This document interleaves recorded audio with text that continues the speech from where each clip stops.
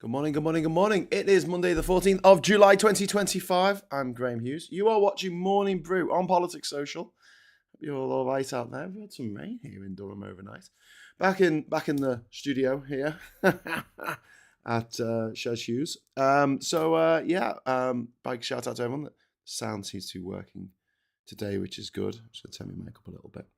Okay, so first up, before we move on, I just want to say a big shout out to SG and Scott and Diz and Changing Child and Veg Pie in there as well. Sonic Shadow 191. Which you got? We've got Liam in there. Hey everyone. Veg Pie saying hi Diz. Yes, Andy Burnham was a closing act. Andy Burnham was a closing. Did he juggle? I hope Veg Pie enjoyed Byline Fest. And I just want to say a big shout out to everyone in the chat. If you would like to join our little community here on Politics Social, as we stream live, all you need to do is hit the subscribe button, which is there. The subscribe button, and subscribe to the channel. And if you wait for 1 minute, you'll be able to join in the chat. But don't be a troll. We don't abide trolls. We're not here for a debate on, oh, God knows whatever trolls want to talk about. Can't be asked with your culture war bullshit. Go find some other channel to annoy. Because we're not going to let you do it here. We have a team of mods like Yuri and Diz and others.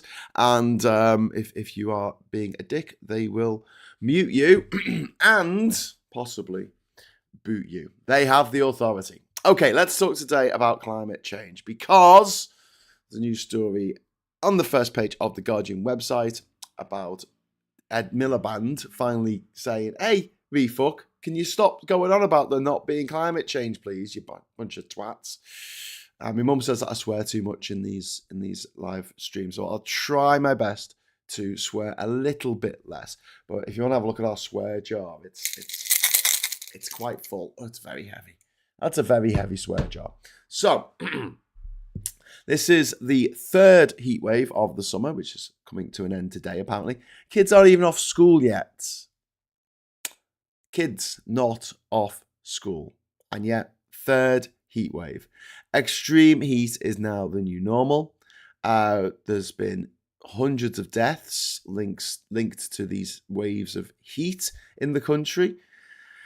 The Met Officer's State of the Climate 2024 report said that days 5 degrees above average have doubled in the last 10 years. Days above 8 degrees Celsius have tripled. And days above 10 degrees Celsius have quadrupled.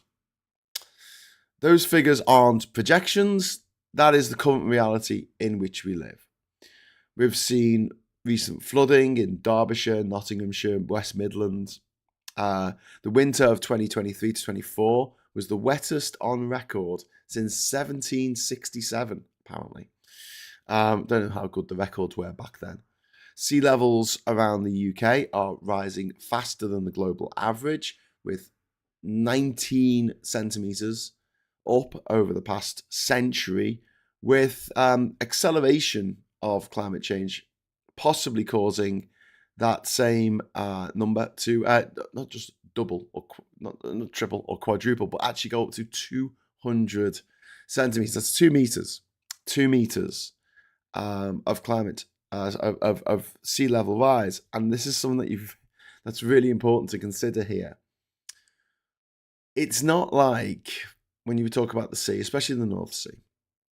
It's not like it's just like a lake and the lake's slowly getting full with a bit more water. It's incredibly tidal. Bristol and Liverpool have tidal ranges up to 10 meters of tidal range, right? So, yeah, there will be times of the day when everything's bone dry. It's fine, you know? And then at least once a day, we'll have a high tide. Not a half tide, a high tide. And when we hit that high tide, and it's 2 meters above the highest that it's ever been in the past, it'll flood over. And that is seawater. It's really, really bad for anything trying to grow on the land. It's really, really bad for anything trying to grow on the land. Plus, if you're talking about, I don't know, the Severn Estuary or the Mersey, there's an issue with pollutants in the river because of our privatized capitalist, super capitalist, billionaire owned water companies that have, need to make money out of that essential resource. And they're told that they've got to clean up the shit before they get rid of it, and they don't, because it's cheaper to pay the fines than to sort out their shit. So the shit in that water, the salt and shit in that water, it's like the worst thing that you could possibly spread all over vast tracts of land. We look at Liverpool in particular, a city I know a lot about because it's my hometown. A lot of the places in Liverpool that you think of as like the most Liverpool, right? So the Liver building, the Port of Liverpool building, the Albert Dock, the new Echo Arena, whatever it's calling itself these days, the arena. That is all on reclaimed land. Yeah. If anyone remembers the TV show Bread, the houses going down, the terraced houses going down the hill in Dingle, which is where Ringo was born. And then at the bottom there was like a cliff. Yeah, right. So that's where the original water came to. The original water. That's where the River Mersey used to come to in high tide, and all the land below that cliff used to be underwater and high tide. And then that water, that area was reclaimed, back in the Georgian era, and then the Victorian expanded on it to create docks. The docks weren't created by cutting out a bit of land. They were actually created by terraforming the sea. You want to look at it that way, or the river, I suppose. But that whole area, several square miles of Liverpool's famous waterfronts. It used to be UNESCO World Heritage, but not anymore. Which will also include Everton's new freaking stadium at Bramley Moor Dock, all underwater at a certain time of day, unless you build bigger walls. And the problem is walls leak. I don't want to go down to the river and just see a big concrete wall in front of me. It's not going to be very pleasant. I know that's just an aesthetic thing, but we can't cover the whole of the waterfront with a big load of concrete. I just don't think we can do it. Well, maybe we can. I don't know. It's going to be a big faff. It's going to cost lots of money. And I just don't. But bigger than that, and I'm going to come to the super chats in a moment, is this. It won't take much for us to lose every single beach in the world. Every beach that's on the sea. So maybe you'll be all right if you're on a beach in, I don't know, Lake Titicaca or something. Maybe they'll continue. They'll continue on. But every other beach will just get swallowed up by the sea. Because even when it's low tide, think about how high the water needs to come up to submerge an entire beach. It's only a foot or two, mostly. Beaches aren't particularly high. What are you going to do? Build a wall. You're going to build a wall, then put a new beach on top of the wall. They've tried that. They tried to build a new artificial beach in Cyprus years ago. It just washed away. Just got taken out by the tide. Unless it's natural processes that make it. And then you've got the white sand beaches in Thailand and other places that are basically rocks that have been eaten and shut out by parrotfish over millions of years. And that's how you get a white sand beach, because they bleach the sand as it goes through their digestive system. Can you imagine how long that takes to happen? And we're going to lose them all. All those beautiful beaches, the beach of the beach on Koh Phi Phi in Thailand's gone. No more beaches. And weirdly and obnoxiously, that's what the right seem to want. Liz Allen, thank you very much for the $5 super chat. Good morning. Unable to send yesterday. Happy belated birthday to your mum. Oh, thank you very much, Liz. My mum's birthday's next week, actually. Yeah, thanks, Liz. I will definitely treat her. Yuri, thank you very much for the £2 super chat. Humanity, authors of their own destruction. Yeah. If we know about the methane hydrate climate trigger, 4.5 to 5 OC deep ocean temps, and the whole stuff bubbles up, there's enough down there to add 10 degrees to the atmosphere. We're already at 1.1 degrees C. Yeah, Captain Coconut, it's terrifying. It really is.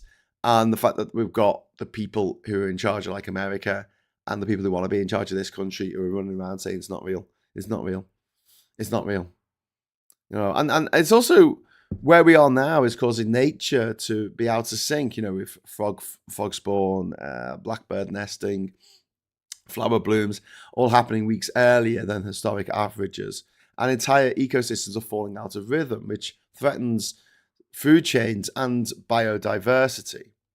And we need to talk a little bit about how we got here. This is a history of complacency and collusion. After decades of dithering, the UK finally committed legally to net zero by 2050 under Theresa May. But barely any progress was made under the Tories. In fact, they held progress back by having an effective moratorium on onshore wind farms, where one person would complain about a wind turbine being put in and the whole project was scrapped. And in a country as NIMBY as the UK, I mean, my God, they knew what they were doing because, you know, the Tory governments kept pushing climate policy down the road, fearing right-wing media backlash and business lobbying from the filthy foreign oil giants. These oily bastards from other countries who want to fuck our ecosystem and the ecosystem of the world. And I don't understand why the people who vote for RefUK are all for this. I don't know why they hate the idea of energy sovereignty. I don't know why they hate it so much. I don't know why they hate the idea of spending £3 to fill up your car with energy to drive to Liverpool. I don't know why they hate that idea. It seems like a great idea to me, but, you know, I'm not on that side of the fence, so I don't know how their shriveled little smooth roll-nut brains fucking work. So Labour's 28 billion pledge that they had before they got into office, that's been slashed. Not necessarily entirely Labour's fault, because they have been handed the shit sandwiches of all shit sandwiches by the Tories on the way out. Like the Tories, I know they keep going on about the £22 billion black hole, and, you know, I got a little pop-up to say, to laugh at them for going on about it a little bit too much. But at the same time, like, seriously, the Tories, the state of the economy that the Tories left, don't forget, first ever in the history of modern politics, an administration left office in this country. The Tories left office leaving worse living standards than they inherited. You've got to marvel at how they managed to do that. I mean, that takes some effort. That takes some concerted effort to fuck things up for people to the nth degree, to make their mates and their private school, old school chums who they went to school with, to make them richer, to make them and the people that they love richer, while making us and the people that we love demonstrably poorer. They have robbed from the poor to give to the rich. The Paris Agreement was signed 10 years ago. Since then, fossil fuel production has increased globally year on year. Britain's reliance on gas has continued, despite wind and solar being much, much cheaper unit price, because we don't have much gas in this country. We don't have much gas that we make ourselves. And a big portion of what gas we use now comes in container ships from Qatar, thousands of miles away, on filthy ships that burn bunker oil in order to bring their cargo to this country. Like, I couldn't think of a more disgusting, polluting, murky, grim, disgusting, filthy way of doing things. And this is where we are. Fuel subsidies in the UK, right, in 2023 were still around £10 billion, okay? They went to fossil fuel companies mostly, right? Fossil fuel companies, the biggest companies in the world, the filthiest, the most polluting, the most evil companies in the world, companies whose MO is to destroy life as we know it for profit on this planet, being given £10 billion of taxpayers' money from us. We're giving them that. And the media's role in this has been absolutely disgusting. Don't get me started on both sides-isms on the BBC, GB News, Telegraph, Mail, whatever. They give platforms to both sides of the debate, even when one side is 99 scientists screaming, this is happening, we need to do something about it, this is urgent, and the other is a paid-for propagandist from 55 Tufton Street who wouldn't know its molecules from his minuscules, and he's sitting there, I'm well versed in the rhetorical skills to, undermine any arguments that might be battered his or her way. But when the reality hits, it's a bit disgusting that the BBC, of all people, feel obliged to entertain these knobheads who know nothing about science and basically punish the scientists for not being awesome at debate and rhetoric because they're scientists. They didn't go down that route. And the ones that did get away with fucking lying all the time. A kid died this weekend at Alderhay Hospital. I was at Alderhay Hospital twice this weekend, and the signs up as you go in say measles. Like, if you are not vaccinated, please don't come in, essentially. And a kid died of measles.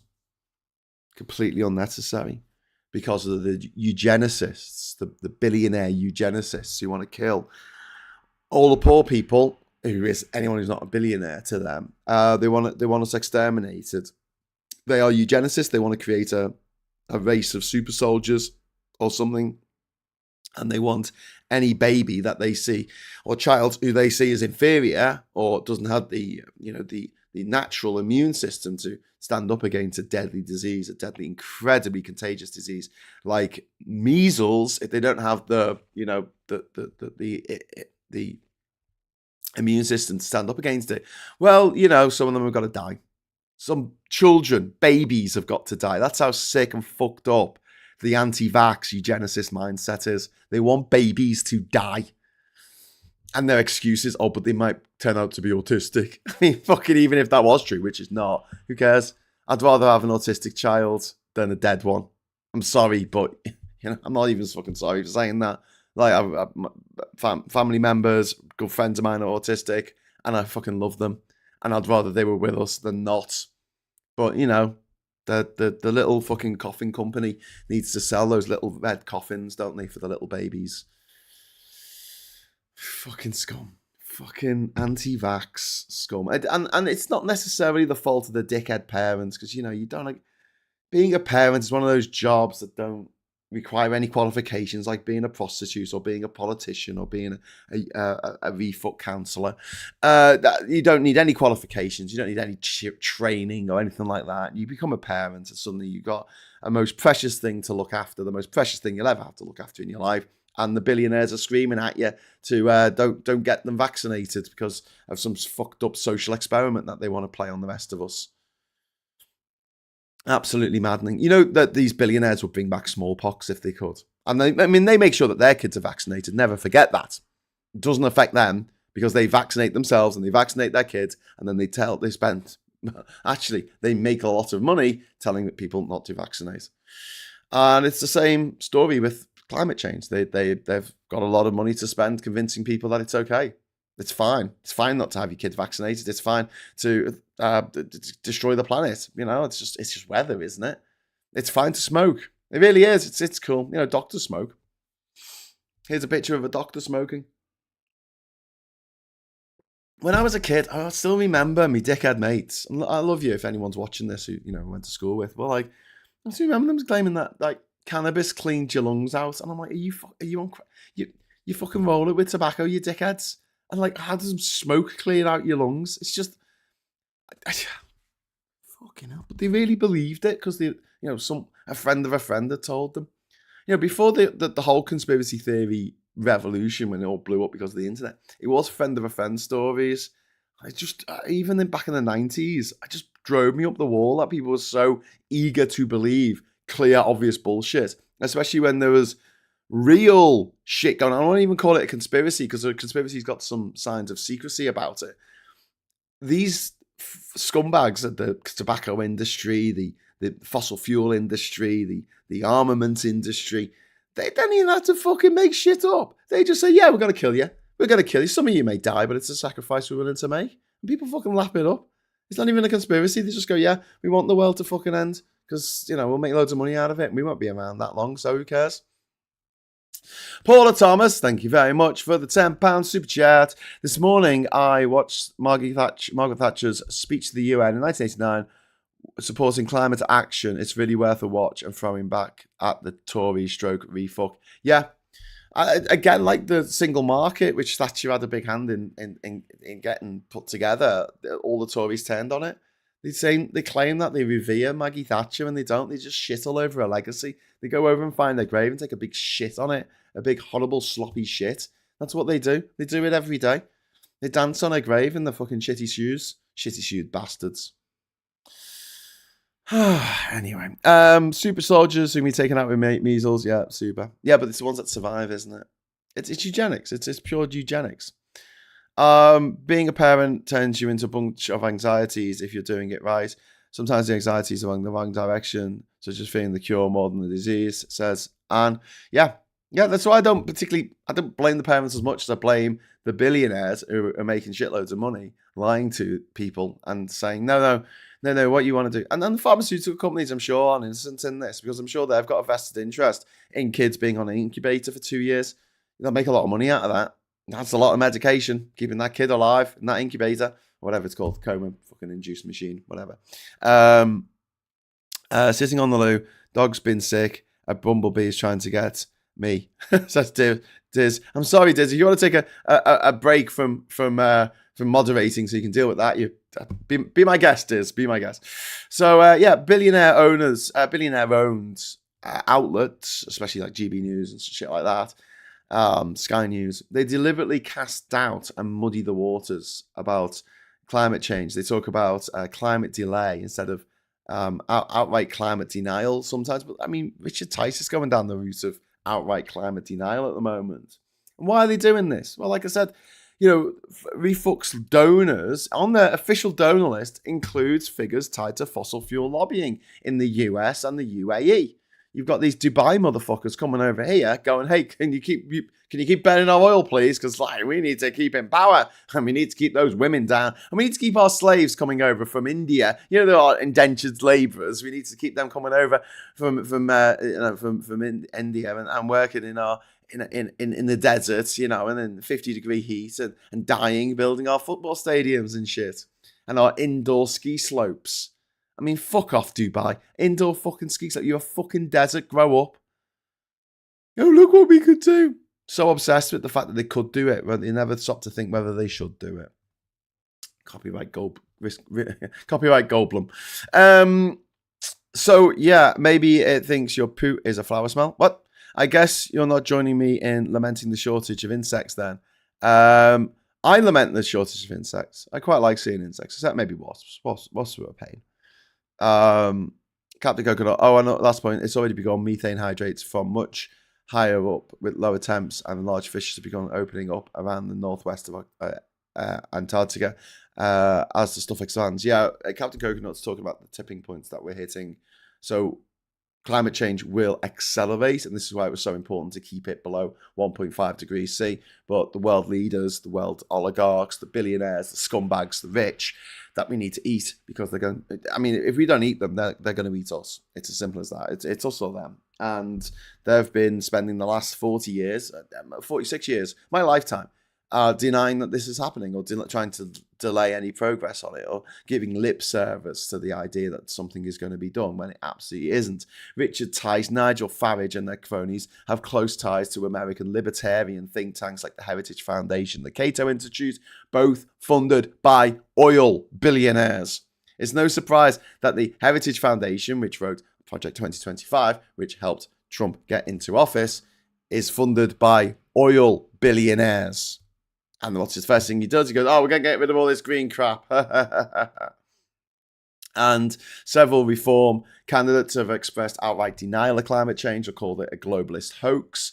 And, what's in it for them? Well, climate policy requires regulation, state intervention, long-term planning. I mean, all the things that the far right hate. hates anything. You got to like think about the future. And it's money. It's money. When it comes down to it, money is the root of all evil. The money is the root of all fash. It's a money-making enterprise for these motherfuckers. They don't give a shit about this country. They don't give a fuck about you. They don't give a fuck about the working people of this country. All they care about is money. Just understand that, and you understand everything. It's really fucking simple. Fossil fuels equal quick profits.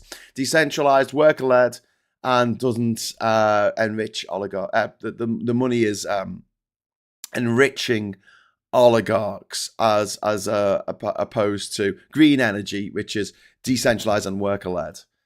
So green energy is something that we can all work on together, whereas fossil fuel is just money for rich people, money for already rich people. And it's like feed the already rich. That's the mantra of these days. It's like make the already rich even richer at the expense of not just the rest of us in terms of finance, but like, at the expense of the absolute planet, the absolute future of our planet. And green fuel, like I said, it doesn't enrich oligarchs. Fossil fuels are just, quick profits, whereas green energy is energy self-sufficiency, is energy security. It's national security, which I think is really important. Don't you? Don't you? For spending all this money, protecting ourselves from foreign invaders and Russians and nuclear bombs and all this kind of shit. Well, shouldn't we protect ourselves against these foreign oligarchs who've got more money than sense, who just want to keep selling us this toxic black gunk to put in our cars in order to go the same distance as filling up with electricity from your house? And, while they, there's also, so you get sort of the ideology of the far right. They hate anything that thinks to the future. It's all about now, immediacy, money. And then you also got the culture war, which is, it's in a way, it's a side effect. I don't think it's a driving thing. But they use the culture war bullshit to frame climate action as woke or even elitist, which is hilarious. I mean, most of these motherfuckers have got bunkers somewhere on the top of a mountain, so that they'll be okay. They want to watch the end of the world because these disgusting, gruesome billionaire fuckwits are so rich. They've done everything. They're like that guy in Hitchhiker's Guide to the Galaxy who's lived millions, billions of years. He's immortal, and he's decided, and on his fourth go round of the universe, he decides to insult everyone in the universe in alphabetical order because he's bored. These billionaires are bored, and what they want to do more than anything now is to sit in their fucking bunkers and watch the end of the world happen from the comfort of their bunkers out of boredom. That's what they want because they're bored, and they want to sit there and eat popcorn and watch the world burn from their fucking satellite cameras. That's what they want more than anything right now. These people are sick, twisted, psychopathic motherfuckers. And yet, millions of people are enthralled to them. Just people going, oh my God, Elon Musk, he's a genius. He's not a fucking genius. He's a lucky cunt. See you next Tuesday. He's a lucky country. Damn, just demonetized the fucking feed. I knew that was going to happen if I talk about something I'm quite passionate about. But yeah, Elon Musk, he's just lucky. He was born lucky. He was born rich. Daddy had a apartheid era emerald mine. Daddy, who married his Elon Musk's sister. Elon Musk's 3-year-old sister got married by, she's not 3 anymore, but Elon Musk's father became the stepfather of Elon Musk's sister when she was 3. And now he's fathered 2 children with her. And you don't think these people are fucked up, genetically fucked up? Oh, yes, they are. They are really, really messed up. We talk about mental health problems, and we're talking about depression. We're talking about ADHD. We're talking about autism. They are psychopaths. They are sociopaths. They don't function in a normal way. And whereas I feel like certain mental health problems can be mitigated, can be addressed, can actually be a superpower in some ways, their mental health problems, I think they should be shut out of society. I think they shouldn't be put on a pedestal. I think they should be put on a fucking padded cell for the good of society. Because look at what they're doing. Look at the crimes they're committing. Look at the horror show they are foisting onto the planet. And they want to talk about eco-zealots coming for your car. And it's like, no. No, what climate zealots coming for your car? No, it's climate change denialists coming for your children.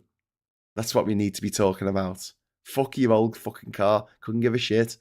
If the government gave massive subsidies towards electric cars, I'd be over the moon. Because electric cars are still expensive, but they're only expensive because they're new.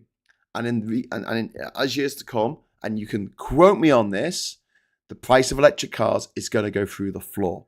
The reason being is they are 100 times less complicated than an internal combustion engine car. 100 times less complicated.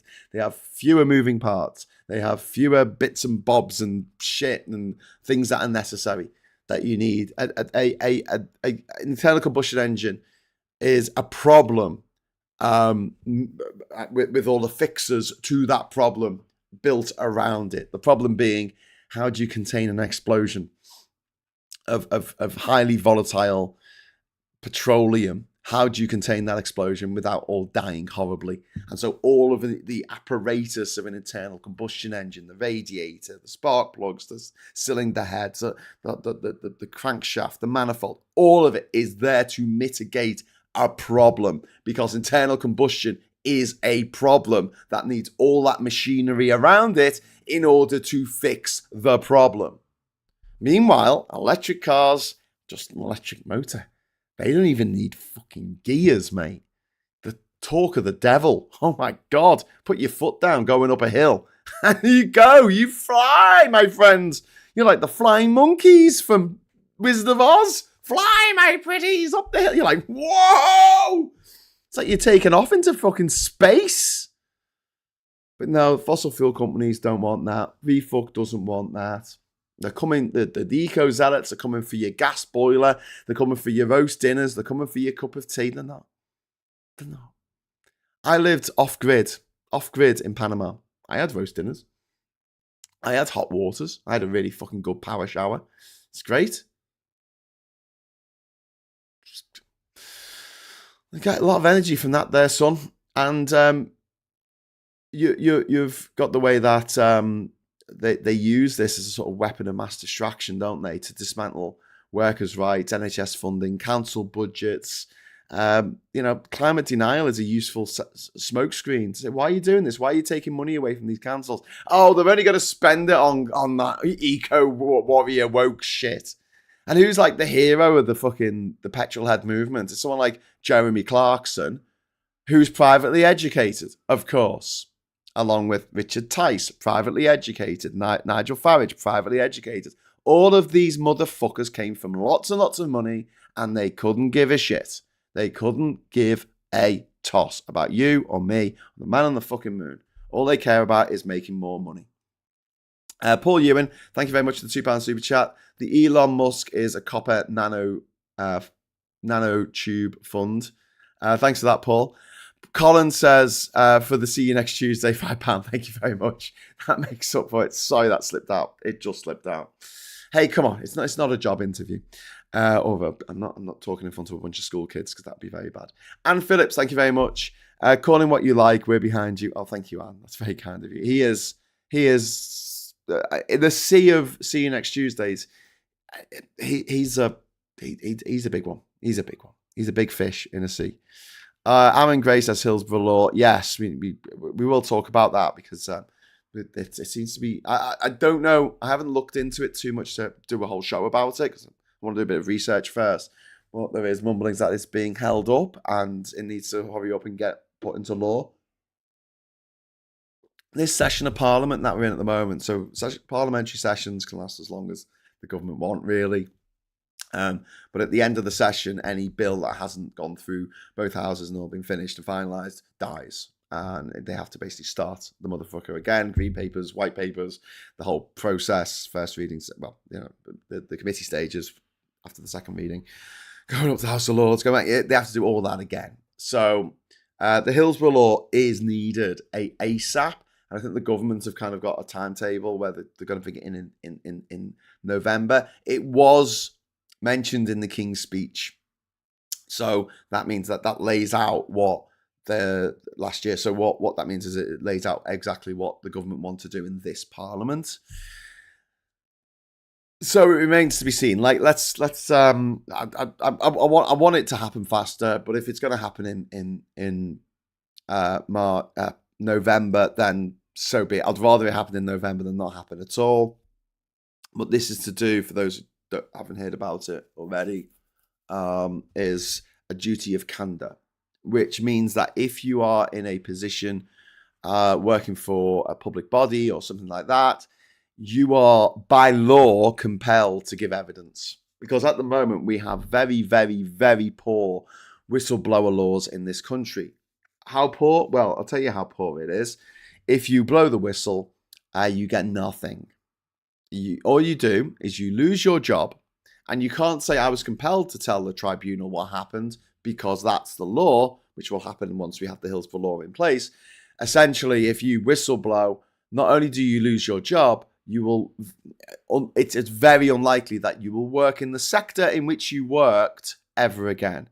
Now, imagine you're working as a pharmaceutical scientist, right? You're developing new drugs, new vaccines against killer disease, your new therapy for cancer treatment.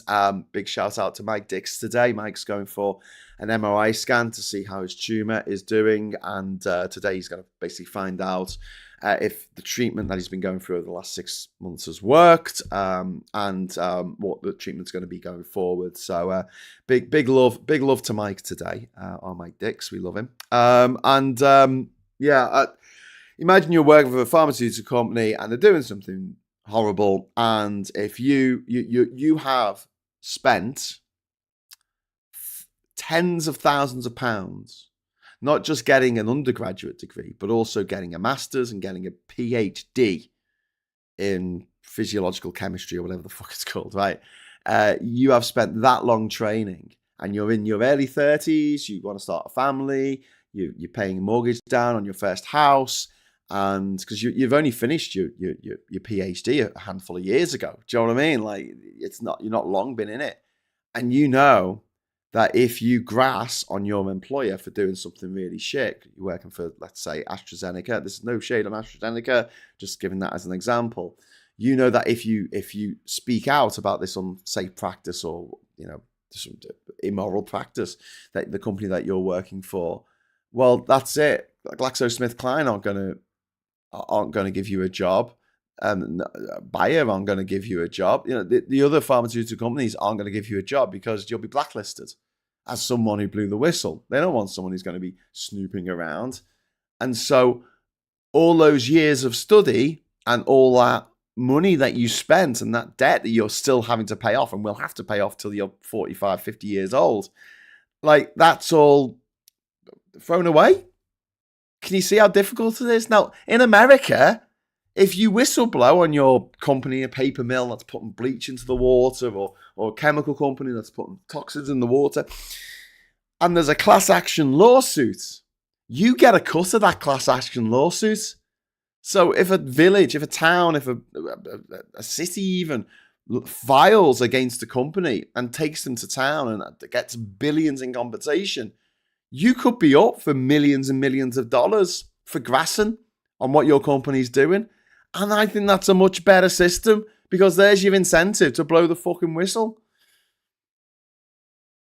as far as I'm concerned. And then Roger Whittaker was the exception to the rule. He built a career on whistleblowing, which is good. Some say honesty is priceless, but dishonesty pays more. That is very true. Jeannie, I can't understand how politicians find it acceptable that Leonora. It's ridiculous not to question it. Sorry, that's how many rockets have to explode? Yeah, fucking hell. Elon Musk has exploded. It's 9, isn't it? 9 rockets have exploded so far. What do they call it? Unconscious decoupling. Since the supercomputer was fired up last summer, it has become one of the biggest polluters in the country, says Leonora. Yeah, that's another issue with AI. It's really, really fucking polluting. We're using more energy than ever.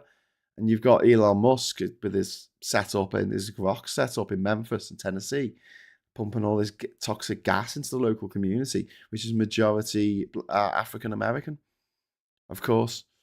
It's about legal liability, particularly so-called trusts.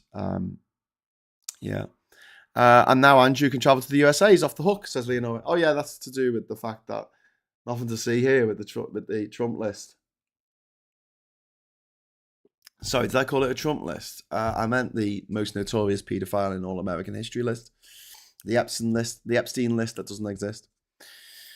It's funny that. Anyway, so while RefUK are going around all these councils trying to de-woke them and EEI them and get rid of any climate targets, the Tories are quietly abandoning green targets to appease the same donor class who are paying for RefUK, which is feathering their own demise. Actually, I'm heralding their own demise. They're mixing me metaphors there. They won't openly deny climate change, but they'll slow walk every solution until it's too late to do anything about it. And as Captain Coconut's been stressing, there are tipping points that we are going to hit. And climate change has happened lots of times in the past, and it's always been accompanied by the wiping out of 90% of or more of species around the world. Now, humans are canny and they can adapt, and we can live in the most hostile environments. Humans live in Arctic tundra, humans live in the desert, but not many. And the upheaval that we're going to see because of climate change is going to make your fucking head spin. And we can, this isn't theoretical.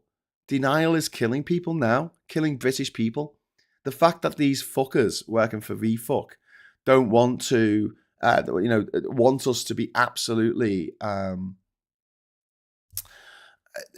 the mercy. They want us on our knees at the mercy of oily, foreign-owned companies that are selling us this filthy, disgusting, black, toxic, planet-destroying slime to put in our cars, to power our power stations and shit. And toxic gas which is toxic. Can you get that through your head? Like, we burn toxic gas in our own homes. We have to put a smell into the gas to make it smell. So that there's a gas leak, we can go, oh yeah, there's a gas leak. Oh shit, better do something about that. Denial is killing people now. Public health services are underprepared for the amount of heat stroke, dehydration, and worsening air quality as a result of climate change. As it gets hotter, those toxins that the filthy, disgusting oily foreign fuel companies, the slime of theirs that they want us to put in our cars and burn so they can make lots of money. When we burn that, it creates toxins that could go into the lungs of children who live on the North Circular. And the heat makes that worse. And it's why cities like Beijing and New Delhi are so, covered in this toxic fug. And it's because they're so hot as well. If they were colder, it wouldn't be so much of a problem. It's still a problem, but they're not cold. They're fucking hot, and they're getting hotter. Vast swathes of India are becoming uninhabitable, where they're having 3-4 days in a row of over 50-degree temperatures, which is too hot for the human body to handle, and people are dying. Infrastructure built for 20th century weather is crumbling. Our filthy roads, which are made out of the slime, same slime that they put in your car, it's a different fractal distillation of it. That's put on the roads, isn't it? That's tarmac, and it melts. So what are we going to do? Are we going to have to, in this country, so we're going to have all these hot days, and we have tarmac all over this country instead of what they have in Florida? They have big blocks of concrete with rubber or tar sort of between them, so when the concrete expands, it can expand a bit and then it can contract without leaving cracks. And so when you're driving in Florida, you're hearing that sound as you go across these cracks between these rubber-filled cracks between the concrete blocks. Are we going to have to do that with all of our roads, all of our motorways, because they're melting in this heat? Is that what we're going to have to do? I mean, there's other forms of tarmac, the different the different formulas of tarmac that they have in, say, Australia, where it's made to withstand much higher temperatures, but it's more expensive. Are we going to have to rip up all our roads and put this stuff? I don't know. Train tracks are buckling, homes are flooding, and we're going to have a massive load of rain today. We might see more floods because these spells of heat that we're having, they compact the soil. And so the water finds it difficult to actually, the ground finds it difficult to absorb the water when we have a downpour. And so that you're more likely to have a lot of water running down into rivers, down the hills, all at the same time. Also, because we've paved over everything, that doesn't help either, because obviously, first of all, you have the concrete island effect, which is when you're in a city and the city is hotter because there's the ground can't absorb a lot of the heat. There's not as many trees. You've got this concrete which just basically absorbs heat and then emits it, which makes cities a degree or so hotter than the countryside, even though the day is technically, they're getting the same amount of sun. And also the fact that the water can't absorb into the ground and makes the water, when it runs into the rivers, a lot more likely to swell up and cause flooding.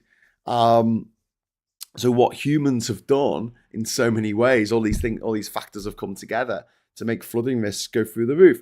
Now, where's an area of the UK that is very, very likely to flood? Lincolnshire. It is a very flat and low-lying part of the world. And what do they keep voting for? Fucking RefUK. They're the ones who voted for Brexit more than anywhere else in the world. I think in Boston, it's the last refuge of a place in the country where over 50% of its population think that Brexit's a great idea. And now the council of Lincolnshire is a RefUK council. So what do you think's going to happen if you get rid of your flood defences? Or you do what they did in Texas, where they had the opportunity to spend money on flood defences and spent it on other stuff instead because they thought flood defences were woke. And now nearly 300 people are dead, many of them children. Fucking grim. Fucking grim. I have one piece of future-proof investment advice for us all. Buy land at plus 85 metre elevation. Best to do it and be rich before the rich cotton onto it, says Captain Coconut. Yeah, where we are in Durham, we are not in a valley. And look at the valleys and all the new built houses in the valleys around here, and I'm like, if the government want the UK to be world leading in something, why can't it be renewable energy? Yes, Chris C, yes, this is what I want. I want us to be world leading in the cheapest, most efficient, most beautiful form of energy. I get excited about the idea of energy coming from the sky or coming from the wind and going at the speed of light into my car. I think that's fucking wonderful. I get almost as excited about the fact, and I'm going to keep repeating this till the petrol heads get it round their fucking thick skulls. It costs us £3 to get to Liverpool in our electric car from Durham. £3. That's how much the energy that we need to put in our car in order to get us to Liverpool costs us. We charge it up overnight before we go. Don't have to go to a petrol station. Drive along. We don't have to stop, although we want to, because only weirdos will drive for 200 miles without going for a piss break. Just saying. Usually stop at the truck stop on the M6, near what's the fucking services up there called? There's a really nice services on the M6 as you're going up north towards Carlisle in Scotland, whose name I've completely forgot. There's a truck stop on the junction before, and they do the best sausage rolls. The sausage rolls like this fucking thick, like this fucking. That's so good. So we stop there. We usually stop in Barnard Castle because you have to drive through Barnard Castle. It's always nice to stop there and get our eyes tested. But yeah, we don't have to stop. Get all the way to Liverpool on a tank of electric power, and 100% of the energy that we use in our mix here in Durham, where we are, and on the tariff that we're on or whatever, our supplier, it's renewable energy. It's all from them. We got big mad wind turbines, wind farm off the Durham coast. That supplies our energy. It's great. Dead cheap. Really, really fucking cheap. The only reason why our energy bills are so high at the moment is because they're based on the price of the most expensive commodity, which is, at the moment, gas, because of the invasion of Ukraine by Putin. Why is Putin allowed to make our energy cost more? If we were 100% renewable, then he couldn't do anything about it. But Graham, what if there's no rain? Sorry, not rain. What if there's no wind? Come on. We've got the windiest seas in the world around us. What if there's no sun? During the day, even if there's cloud cover, there's those solar panels get energy, and solar panels are more efficient when it's cooler. You actually get more efficiency out of solar panels during the winter than you do in the summer. Although obviously you have longer days in the summer. Chris C, thank you very much for the £2 super chat. Sadly, RefUK supporters are uneducatable.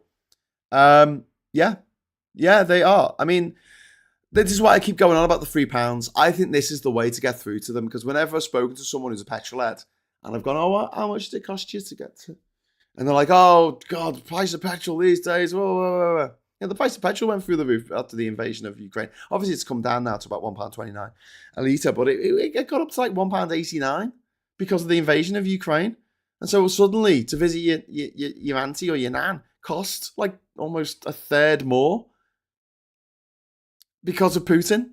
Like, why do we want to be at the mercy of these foreign dictators, these foreign oligarchs, these foreign why would we want that? Why would any patriotic person want that? That's the question we've got to ask. Why don't you want to be the world leader? And the excuse to give you've heard this, haven't you, where they go, oh, but China's not doing anything about climate change, so why should we? Because we want to lead. We want to lead the world on climate change technology. Sorry, climate change, climate fucking, green energy. Not technology to make climate change actually happen faster, which is what the oil companies invest in. But yeah, it's really disgraceful the way that the Tories and RefUK have behaved over the last few years, because it did seem, up until 2015, it seemed like a bit of a consensus. Although we knew that the right wing would drag their heels, they weren't outright denying it at that point. They are now. What if we create a better world and it all turns out to be a hoax? We've got to do something. We've got to do something. Every pound spent preventing climate disaster saves £5 to £6 cleaning it up after the fact. Prevention is always better and cheaper than the cure. Insurance premiums are already rising, food prices are spiking, global investors are turning away from countries that don't have climate resilience plans. Britain is becoming a climate risk. And then the moral collapse of all this, denying the climate crisis, is intergenerational theft. It is fucking things up for future generations. Not their horrible little billionaire crotch-born, Sebastian and Crispin and, Guinevere. Oh, gosh, they will still be living in our mansion on the top of a mountain. We can go into our bunker and watch the world burn. Oh, won't that be jolly? They've got enough food down there to last for 30 years in their bunkers. And that's what they plan to do. They've got all these big screen TVs. They've got all the video games they'll ever want to play. They don't need the internet. These bunkers are set up to be able to work no matter how hot it is outside. They've got solar power. They've got rainwater collection. That they're off grid. And if you go anywhere near the islands that the billionaires have set up, they'll fucking shoot you. They've got automatic weapons that are set to fucking kill anything in the water that comes near. They've got all this set up because they know what's coming. And they want to sit in their fucking bunkers. Elon Musk and Zuckerberg and Jeff Bezos, they're going to sit in their bunkers and watch the world burn on their big fuck-off monitors that they've got set up. They've got these already. Why aren't the conspiracy theorists going fucking mad about this? Why aren't the conspiracy theorists losing their fucking minds over the fact that billionaire oligarchs are setting up bunkers so they can watch the world burn on their big widescreen TVs? Hey, tell me why. Explain that to me. Meanwhile, they're telling me that Steve Irwin didn't really get killed by a stingray. He got killed by a crocodile, actually. All right, mate. Anyway, so yeah, we're heading to we're handing a burning world to our children, and we're saying, "Oh, isn't it great that it's lovely weather, isn't it?" Front cover of the Star newspaper today is like, "Oh, we're having another heat wave after this one." I'm like, "Oh, for fuck's sake." I mean, I'm great with kids. Get on well with kids. I've got 2 stepdaughters, and I just can't understand the mentality of someone who's that sick and fucked in the head that they want their next generation and the generation after that to suffer needlessly. For what? It's not even making our lives better. What will make our lives better and our lives so much more, everything so much cheaper would be an energy revolution.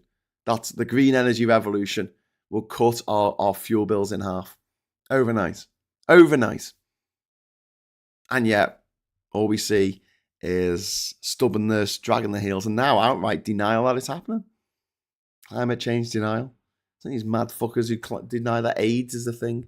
Same bunch of people who tell you that telling you not to vaccinate your kids when you should absolutely fucking vaccinate your kids. Even if you hate your kids, fucking vaccinate them. Because it's not them that might die. It might be another kid who catches measles off them. Measles is one of the most the most contagious diseases on the planet. On the fucking planet. One person with measles on average infects like 27 other people. I mean, it is really, really, really, really, really contagious, and it's so damaging. Like I've told you a million fucking times, my partner went deaf because of measles, and she couldn't be vaccinated. Her parents relied on herd immunity, and because she had a genetic predisposition towards deafness, she went deaf. Something that might not have happened had she not caught measles as a child at 4 years old. Anyway, so moving on. Let's talk about what we need to do. We need radical truth-telling, a la Ed Miliband, right? Climate action can't be about vibes and slogans anymore. We need brutal honesty. Every party, every MP, every council held to account for what they are and aren't doing. We need to stop this both sides nonsense. Stop taking in people who don't believe, are paid to not believe that climate change is happening. Stop platforming them. Stop putting them on the BBC. Stop doing this stupid fucking dance where they get people to come on and go, the presenter will say, the privately educated presenter will say to a climate scientist who spent their entire life collecting evidence of what's happening in the biggest crime that has been committed by humanity since slavery. And because it's going to affect the global south more than other places, it already is. Climate change is already causing an incredibly detrimental effects all over the world. But Britain and other wealthy countries will be able to put more things in place to mitigate that threat. The big concrete wall that I'm really looking forward to having erected in Liverpool. Whoop-de fucking do. There are ways of mitigating that if you've got the money. If you're a developing nation, you're a low-lying nation, say you're Bangladesh and half your fucking country is below sea level, you're not going to have the money that the Netherlands has to mitigate rising tides. Or rising sea levels, I should say, rather than rising tide, because obviously the high tide will be higher. The low tide will be higher as well. And the science is settled on this. Don't give any moment's credence to anyone who says, oh, well, there's something to be discussed here. There is nothing to be discussed. Climate change is as real as the fucking sun in the sky. Denial is disinformation. And we've got to stop platforming these lies. We've got to go after these fucking newspapers and say, you've got to print the truth. That's it. That's the rule. Okay? We're not going to shut down the right-wing newspapers for being a bunch of fucking Tory-loving bastards. They can still exist, but the rule is you have to print the truth. If you don't, we will come down on you like a ton of fucking bricks. We need Levinson too. No more false equivalence. No more platforming these fucking liars. No, we need media reform and public education. Absolutely essential. Reform of social media to stop people posting bullshit. It should be like such a social stigma to post bullshit on the internet. Like if I've ever put something online without actually, checking that it's real first, which I go to great lengths to prove stuff before I put it online. I really do. I don't just grab something that someone sent me as a meme and go, oh yeah, that sounds like something Trump would say, because it might just be made up. I've got to make sure that he actually fucking said it. Trump says so much mad stuff. I mean, I don't see why you have to make things up. But there's a famous quote that goes around that Trump said about, exploiting stupid people because they're the easiest people to exploit. And he never said it. But it undermines our arguments if you put it out there. But I don't think there's enough social stigma against posting bullshit. And what I've found is when friends, acquaintances of mine have posted bullshit on Facebook, and I just like bullshit in capitals, and they're like, they'll start attacking me. Oh, how could you be so rude? Oh, just because you didn't hear it first, Graham. Oh, just because of... And I'm like, fuck off then. I've blocked people. I'm not even discussing it. You've posted bullshit on the internet. And then when I've said that's bullshit, you've had to go at me. You can fuck off. If I say that's bullshit, it's your responsibility to go and find out whether it is bullshit or not. So go and spend some time finding out if it is, and because it is bullshit, you will find out that it's bullshit. Fucking delete your post, or I'm gonna fucking block you. Sorry, I know I've upset people in the past by doing that, but I don't give a fuck. Like seriously, I've got enough friends. I don't need extra ones who believe fucking nonsense and spread that nonsense online. I think it should be socially unacceptable. As socially unacceptable as going around to someone's house for a cup of tea and instead doing a big shit on the carpet. That's what it should feel like for someone who's just spread some disinformation. They should be fucking mortified. Because people are dying as a result of misinformation and disinformation. Spreading it is the worst possible fucking thing you can do in this life at the moment. It's like going into a fucking cancer clinic, knowing that you have smallpox and going around and just touching everyone. Anyway, so yeah, public education, media reform are absolutely essential. It's something that Labour need to desperately do. And the fact that they're not making this a priority is just mind-blowing. I'm hoping that this is going to come across in the next state opening in Parliament, the next King's Speech, whenever that is next year. They need to restore the £28 billion green investment pledge. They need to double it, to be honest with you. It should be more than that. We need to build more wind, solar, tidal infrastructure, electrified transport, insulate homes. It's, we've got hybrid trains, right? So where you get to Harrogate and Harrogate, sorry. Harrogate, I sound like an American. Harrogate, and the train swap from being electric to being diesel. They got to turn off they got to fire up the diesel engine. They stop it. You feel it on the train. Okay, I'm on the... Oh, right, they fired up the diesel now. And if you're unfortunate enough to be in one of the disgusting train stations that we have in this country, like Manchester Victoria, which is fucking grim as fuck. I think it's platform 9. And Birmingham New Street is even fucking worse. When there's a diesel train, like chugging at the side of the track, and it's got this like low ceiling, it's not like you're in the open air or anything. And then you've got like other trains nearby on other platforms, chugging out this diesel, and you can taste the diesel in your mouth. You can taste the fucking diesel. And I'm like, how is it taking so long to electrify our rail network? How is this happening? How is this possible? The link between Manchester and Liverpool, the rail link, was the first purpose-built passenger railway in the world. Liverpool to Manchester, right? And it ran from Liverpool Crown Street to Manchester Store Street, I think. Was Piccadilly called Store Street before it was Piccadilly? Someone look that up. I don't want my train spotting friends to get angry with me for getting that wrong.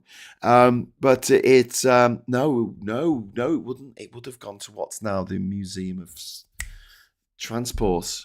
Yes, it would have gone to Deansgate. No, not Deansgate. What was it called? Oh, maybe Manchester Central. No, that became Manchester Central. That became the GMX. Okay, right. Anyway, whatever the ends were, right? First one. Right? So it was built in the 18. I think it was started in the 1820s and it was completed in the 1830s. I think the first trains were something like 1834. Don't quote me on that. It's around there.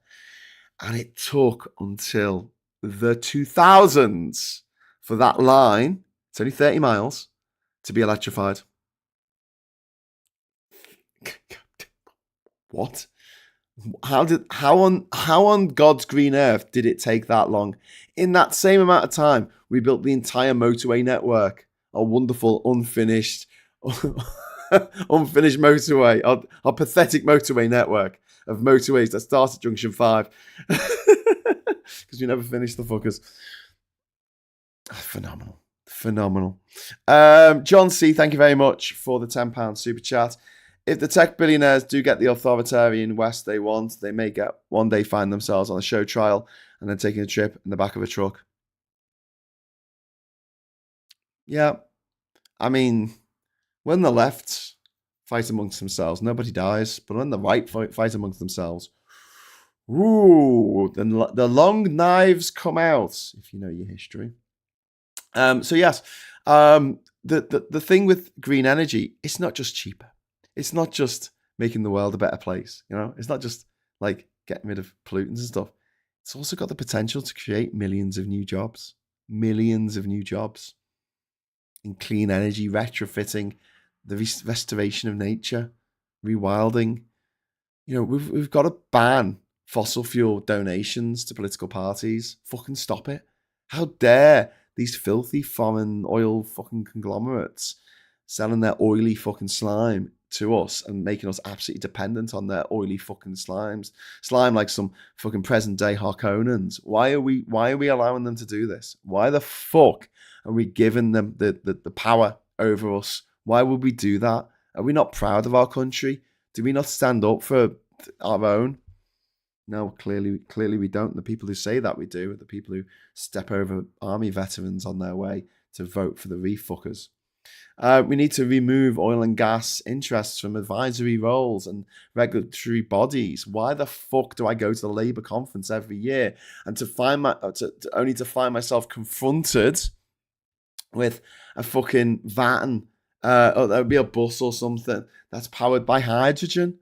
Hydrogen, the biggest fucking scam that the oil industry has pulled in the last few years. Why are Labour allowing these fucking spivs and con artists to turn up and go, I know, why don't you have hydrogen? Oh, that's interesting, hydrogen. How do you make the hydrogen? Oh, you burn fossil fuels. How do you transport the hydrogen? Oh, well, yeah, you just, you cool it down to minus 220 degrees C. Just a little bit above absolute zero. The temperature of the Large Hadron Collider. Won't that require a lot of energy to get it that cold? Oh, yeah, but, we can burn some fucking oily fucking slime and that'll work. Get the slime out. Get the slime out the ground. Put it in your car. Make all this plastic. That's great. That for the environment. Make some fucking crocs out of the fucking plastic slime. Now, the oily slime. Let's make shoes out of it. Let's make clothes out of it. Artificial fibers. Let's do it. We had electric trams, but oil and coal took over. I wonder why electric cars and bikes too. I wonder why. Yeah, electric cars. We had electric cars before. We had an electric engine on a car, electric motor, I should say. Before we had the internal combustion engine. The internal combustion engine is objectively insane. It is absolute madness. And anyone who is a fan of the the internal combustion engine, ask them how it works. Because I can tell you now how an electric engine works. You have a coil, and you run electricity through the coil, and you have a magnet, and it makes the magnet rotate inside. It's the same technology you have in your electric cars. That's all it is. It's just scaled up. It's dead fucking simple. You can make an electric motor with a fucking paperclip and a pen and a battery. You can do it, and a magnet. They have got like 4 things: battery, magnet, coil. That's it, actually. That's it. 3 things. And then you ask them how an internal combustion engine works. Go on. Ask them. They never fucking know. I mean, they might have some vague idea, but so what does this do? What does it? Oh, it goes brum brum really loud. I love it when it goes brum brum. Everyone looks at me and goes, oh my God, look at that noisy fucker in that noisy fucking noise machine. He must be very intelligent and have a massive penis on his head. Oh, David Faulkner, thank you very much for the 78 Hong Kongian dollars. Thank you very much for that. That's very kind of you. China is ahead in wind, solar, and hydro with more EVs and energy efficient public transport. We're doing our best to mitigate against the effects of climate change over here. Yeah, David, yeah, you are. China is way ahead these days because it needed to be, because it makes economic sense. Like, let's leave the whole hippy dippy, save the planet stuff for one moment, okay? We can hold hands and say, kumbaya later, right? First of all, it will save us money. So much fucking money. £3. £3 to get to Liverpool. That's how much it costs. Can't argue with that. You just can't argue. There is no argument that I will accept against that fact. Get in your car, it'll cost you £30, £40. Get on your train, it'll cost you even more than that. Anyway, get on your diesel train. Thanks very much, TPE. Fucking Trans-Pennine Express. Fucking shittest service in the world. Had to get 3 trains yesterday home. 3 fucking trains. All I wanted to do, you know, I've had a bit of an emotional weekend. Good friend of mine, a kid got taken into Alder Hey. So I was in Alder Hey, and obviously things were kicking off as well about the kid dying of measles in the hospital. Yeah, quite an emotional weekend.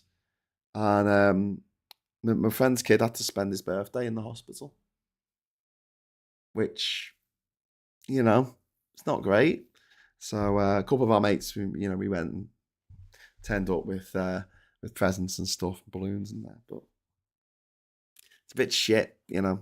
And I thought, it's all right. I'll get the train home and I'll just sit on the train and I'll, sort of put my bag on my lap and just kind of half fall asleep and wake up when we get to Durham. Set my alarm on my phone and wake me up.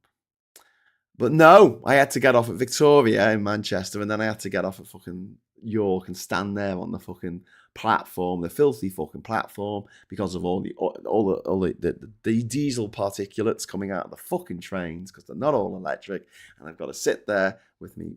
Stand there. There's nowhere to sit. Nowhere to fucking sit on the platform at Manchester Victoria, which is a disgusting fucking station. Well, actually, the old bit of it's nice with the tiling and stuff, and the big tiled map of the network is always nice to look at. But the actual platforms are disgusting. They're dirty. I can't put my backpack down on the ground because my heavy backpack, can't put it down on the ground because then it'll get like a thin layer of soot on the bottom of the backpack. Although it's a black backpack, because obviously, I'm not stupid. But still, I don't want it to be filthy.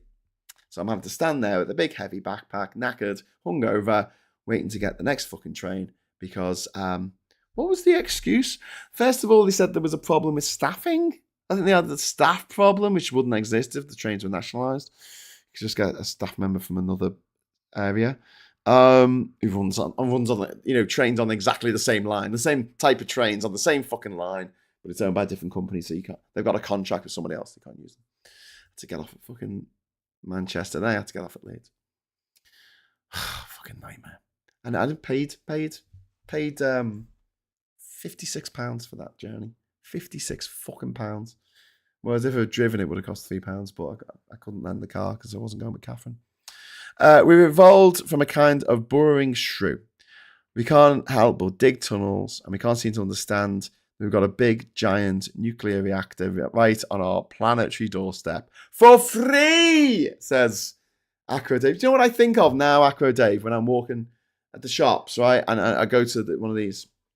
There's like a shop there's a place in Durham called Arniston, and it's like a shopping place, a retail outlet village, whatever they call it these days, where you have the big car park in the middle, and then you have the shops on the outside of it, like in a square, and the Sainsbury's is there. So if there's anything that we need to get from Sainsbury's, that we can't get in Lidl when we do all the shopping, we'll go to Sainsbury's.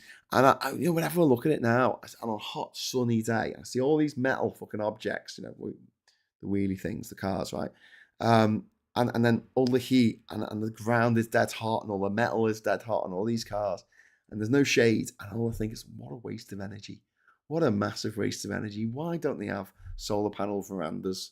Just put solar panel verandas up, and then our cars can be undercover, so we can park under the verandas, and we can keep the car, we can keep Not just the rain and the sun off our cars. We can keep the bird shit off our cars as well.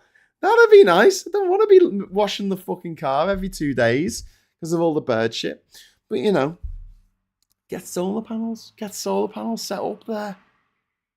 I don't understand what the problem is here. Like, what is your major malfunction? Put solar panels up, and then you'll have all this power. And solar panels are so cheap. So the first solar panels I had on my house in Bocas, I think they were like 300 quid or something each, and I had to buy like 8 of them.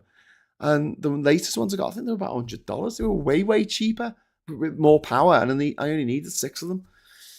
The price has just gone through the floor, and that provides all the power that you'd ever fucking need.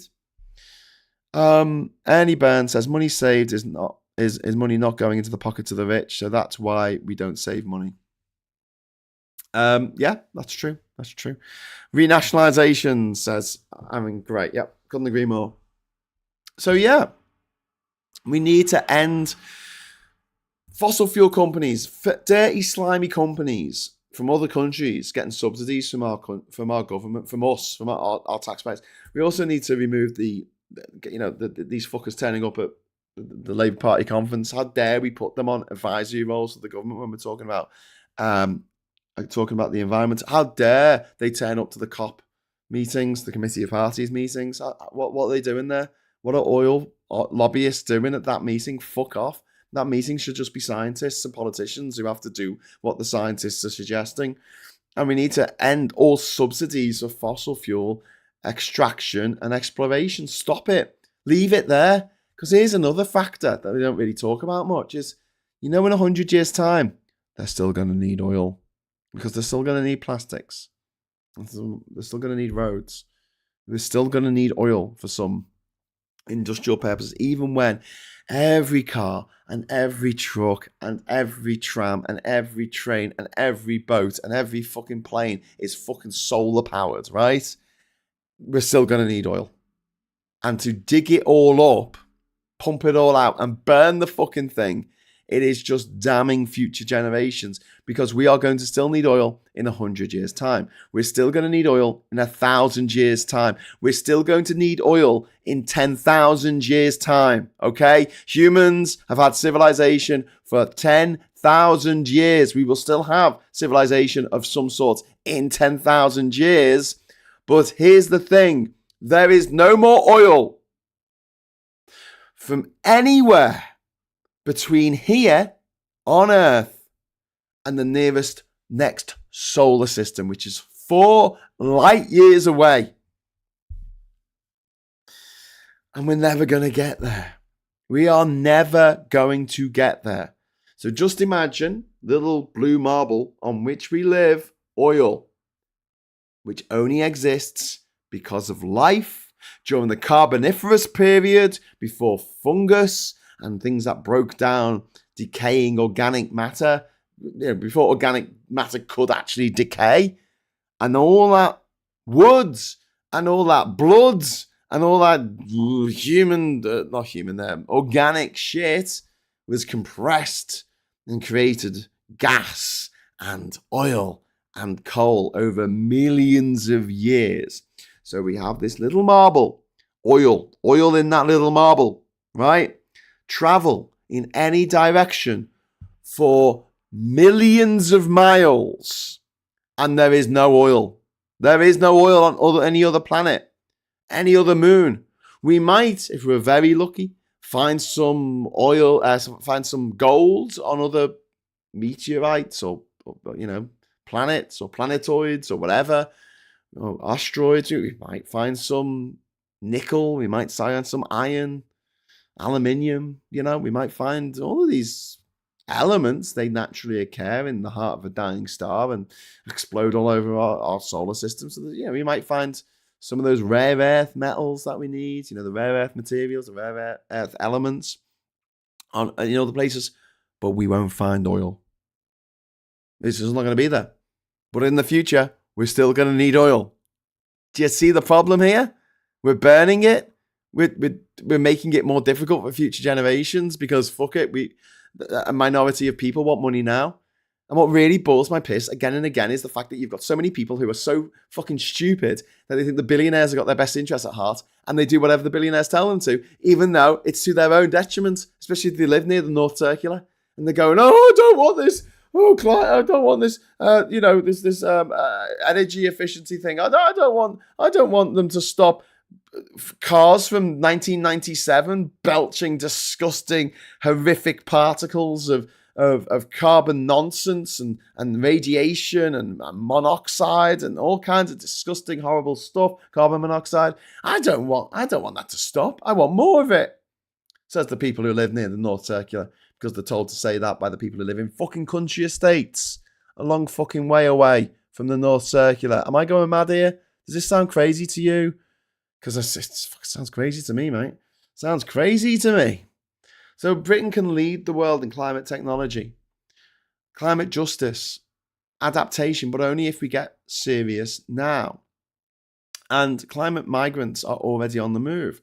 And pretending the problem stops at the White Cliffs of Dover is just a nonsense. We need to have sustainable solutions to the world's problems, and the world's problems mostly now are caused and have been caused for a very long time, not by religion, friends, not by political ideologies necessarily, but by fucking oil, like slimy, disgusting, oily oil, and the greasy pockets that it lines, the profits of it that line the pockets of politicians and influencers and all these kind of little scumbags who are running around taking the money from oil daddy and not giving a fuck about the future.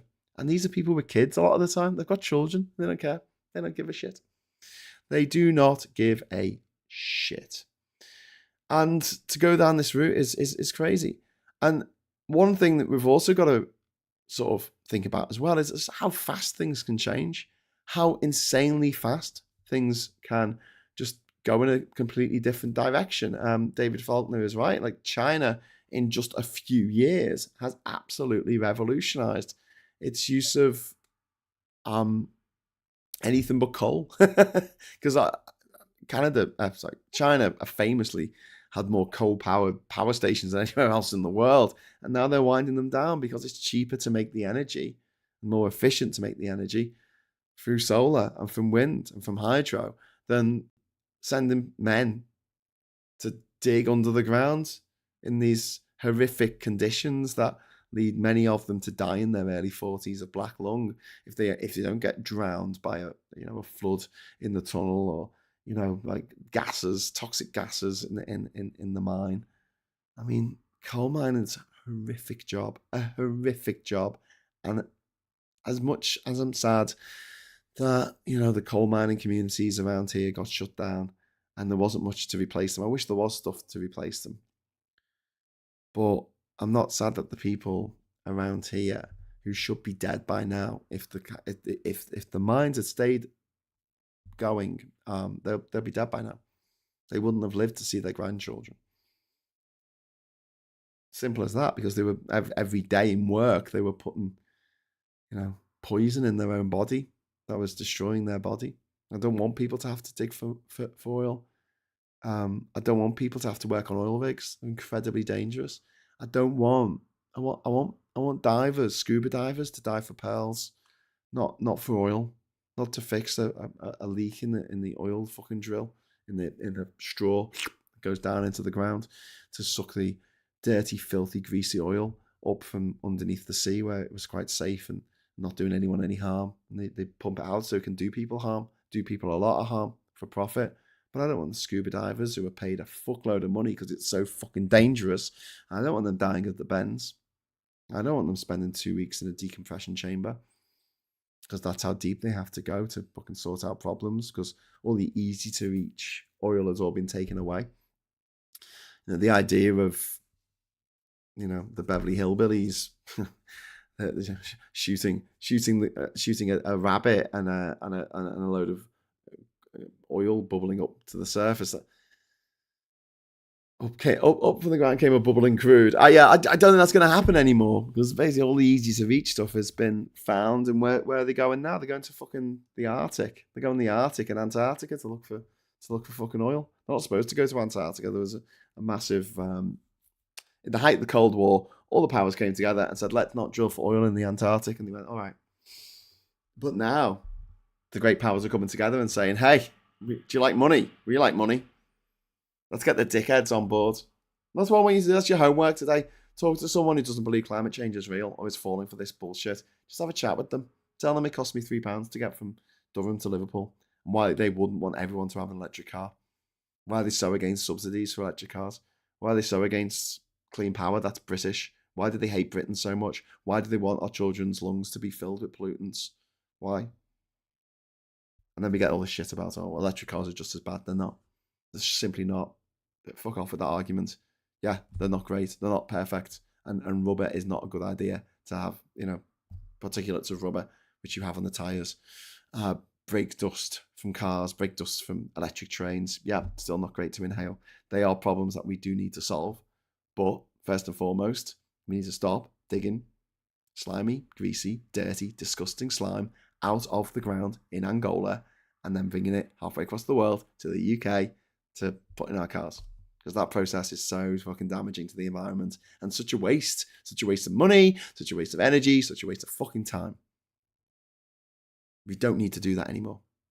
And the revolution can come very, very thick and fast. It can indeed. That's like the Trump revolution in America. Thick and fast. It's coming thick and fast. It might be crazy, but essentially it's laziness. They can't be asked to change. Yeah, but I mean, it's not even that big a change. I mean, it's so much more convenient to just charge your car at your house. A lot more convenient.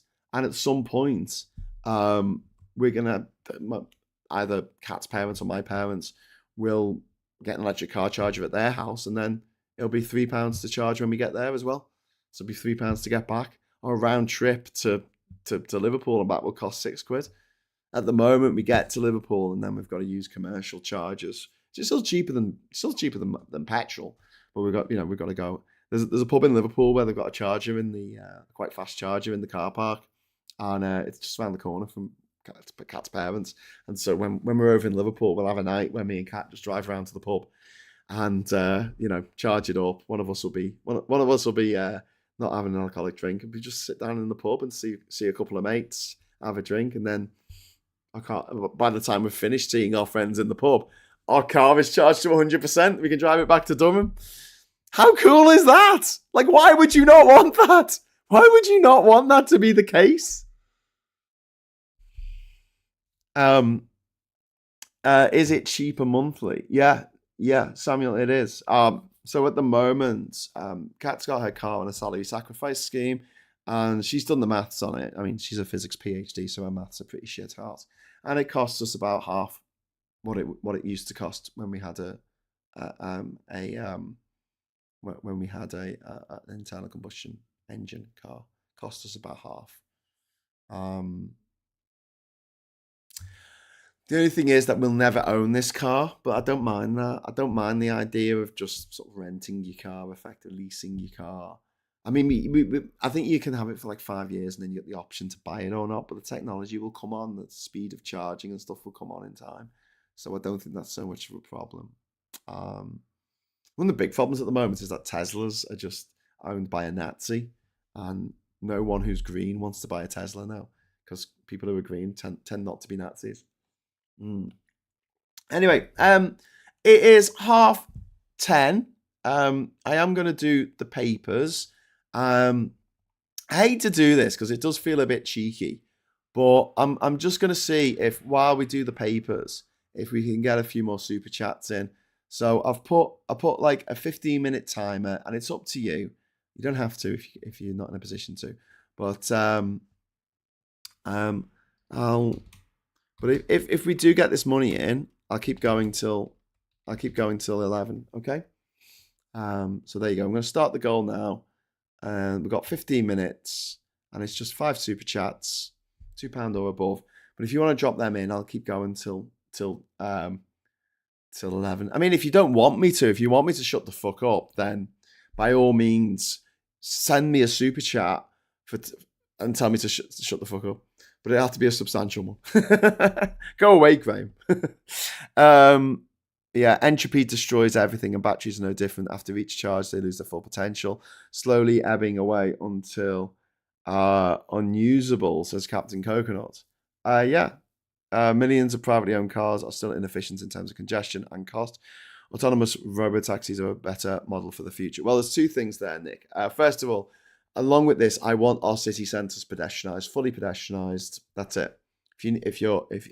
If you need mobility, you go in a golf cart. That's it. There's golf carts available, effectively. We've got to move the design of our cities away from the needs of the car. It was so nice being in Liverpool, where the vast majority of the city centre streets are pedestrianised, compared with Newcastle a couple of days earlier, where the vast majority are motorised. You've got cars and buses and taxis and all that kind of stuff.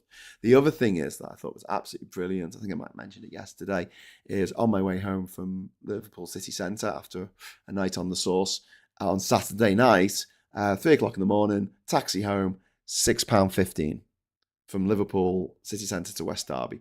Normally that journey cost me 15 quid at least, right? It hasn't cost me £6.15 since the 90s.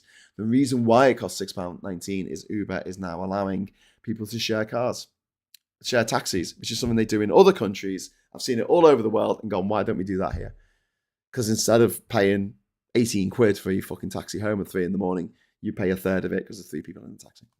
And then you drop them off on the way. It plots the route out. We've got the technology. We've got the route planning. Brilliant. I don't like a lot of Uber's business model, so I'd rather that they were reined in a little bit by the government, but that's up to the government and local councils to do something about. But as far as being green, how much better is it instead of me on my own, because my mates live in town or wherever, or live in South Liverpool, me on my own, getting a taxi on my own all the way to West Derby, and then that taxi coming all the way back empty because he's not going to pick someone who wants to go to town at 3 in the morning, and then picking one person up and then taking them off to Walton or Woolton or somewhere else. Just, instead of making 3 journeys, that taxi made 1 journey. Brilliant. Absolutely brilliant. Please, can we do more stuff like that? So yeah, I mean, cars are still a problem, and I want things to be put into place to reduce the need for us to use cars. But while train tickets to Liverpool return are £111.80, we're going to be driving, especially if we're going over as a family.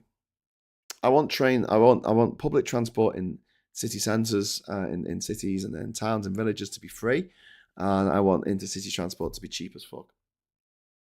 That's what I want. Indonesia and Australia, because we've got that, so we have the alternative.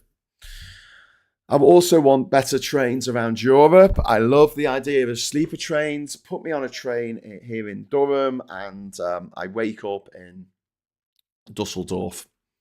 I want that. I want that service. Please make that service happen. Sleeper trains are fucking awesome, and they're making a bit of a comeback in Europe. But that's something that we should definitely do, and I think we should have more overnight trains. Trains that leave Newcastle at 11, 12, 11, half 11, 12 o'clock, whatever. Have a bunch of them coming down from Edinburgh or something. And, you can sleep on the train. I'm not saying they have to have beds. I'm saying, like on the overnight buses, you just sleep in your chair. So they're kitted out. So they have them going through Spain and stuff where they're like an overnight train. And they just have like big, not fluffy, but big, comfy chairs that you can recline on the train and just fall asleep.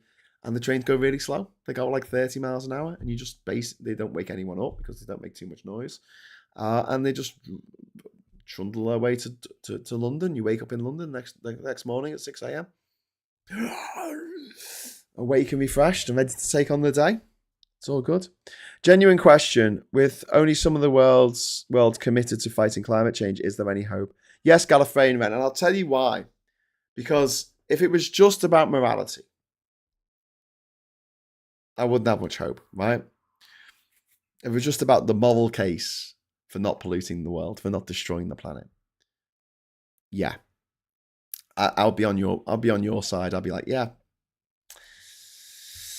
don't like what's looking. Well, I don't like the way it's looking. But here's the thing: energy efficiency and green alternatives are so much cheaper than what we're doing at the moment. The market, the hallowed industrial, the market, the illustrious market that the free market that the capitalists bow down to, that's going to dictate that we go green, because it doesn't make any sense to keep doing the old stuff. It is like someone clinging on to VHS recordings of a film when DVDs have come out. It's someone clinging to pigeon post when the internet is the thing. It's clinging to the past that is inefficient and stupid, and in the future people will look back and go, I can't believe we used to do that. We used to dig slime out the ground in Libya and then ship it over here and then put the slime into our cars, and it was a big faff. Keep up the good work, mate, says blah blah CW. Thank you very much to blah blah CW. We've already got 8.5 minutes now to drop in super chats if you want me to continue on. So I'm going to quickly do the papers so I can finish at quarter two if necessary. We've got Jannik Sinner, Italian, wins his first Wimbledon title, and the first Wimbledon title to be won by an Italian. Light aircraft crashes in massive fireball shortly after takeoff at Southend Airport. This is a mad fucking story. I'm trying to find out if anyone died in it. But isn't that a bit weird the way they've cropped around the explosion? Isn't that a bit of a weird thing to do stylistically? I don't know. Labour minister refuses to rule out tax hikes on the middle class. Hey, listen, as someone who sees themselves as a bit of a class warrior, and also someone who understands the fact that they are very, very, very painfully working middle class. I'm not working class at all. I'm very, very, I'm very middle class. I wish we'd stop using the term. I'm kind of sick of it now. I'm kind of sick of middle class people who bought their own council house and are now millionaires. Going, oh, well, actually, I came from a very working class background. And people who were never working class who say, oh, well, both my parents work, so that made me working class. Well, my mother didn't work. I mean, she stayed at home and looked after the kids, but that's kind of work if you think about it. She stayed at home and looked after. Well, she didn't really look after the kids because we had a nanny to do that, obviously. But if you think about it very hard, we're really working class. I'm like, fuck off, you're not, right?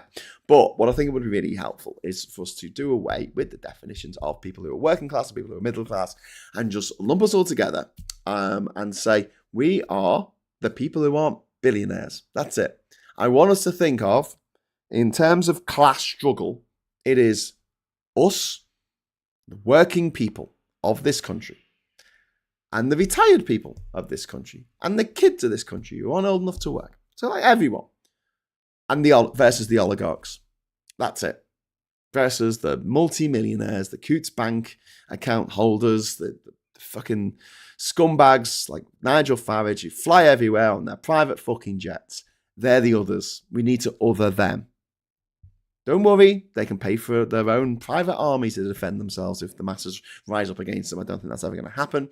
But it would be really, really helpful for the way that we sort of envision the world in which we live, if instead of saying, well, I'm middle class, well, I'm working class, and then leaving us to fight amongst ourselves over who's more middle class, who's more working class, blah, blah, blah, like some kind of demented fast show sketch, we should really be making that. We are the normal class, the everyday human class, and then you've got the oligarchs, and they're your two classes. And they mean us ill. They mean us to fucking suffer in our jocks, as my wonderful ex-girlfriend used to say, because she was Australian. Suffer in your jocks, mate. Aaron Gray, thank you very much for the £2 super chat. Not enough characters to write anything worthwhile. Thanks very much, Aaron, but I'm sorry that they don't allow you to write War and Peace. But then again, I wouldn't be able to read it all out, I don't think. But thanks very much for the £2 super chat. And C Dizzle, £2.50. You keep me entertained every morning while I work. Oh, thanks, C Dizzy Dizzle. It's very kind of you. We now have 3 of the 5 super chats towards a goal. We've got 5 minutes left, my friends, for 2 more super chats. So there you go. L's being silenced again. I'm sorry, L Chaos. That sucks, doesn't it? And then we've got Cathal. Oh, 4 out of 5 ain't bad. Thank you very much to Cathal. Keep it up. £3 super chat. Thank you. That's very, very kind of you. Mystics and Skeksis says Slay Rocks 2. Yes! Absolutely. Dark Crystal. I appreciate that reference. But yeah, the Skeksis are they were part of us once, and then the Dark Crystal was cracked. And if you ever want to get anything positive done, don't waste time appealing to people's morality. They don't have any. Appeal to their self-interest. Do you want you to eat your own kids? And don't be stupid. Yeah, accurate, but like, don't even bring their kids in it because they obviously, like, these people, they don't give a fuck about their kids. Look at America, right? Where they're happy for their kids to be shot dead every day in school. That's a threat that exists every day for kids in school in America. In America, 2 school buses full of children are shot dead. In America, they have a high school massacre every fucking day in America, right? And they don't give a fuck. Kids are killed on the road like you would not believe in America because all their cars are absolutely massive.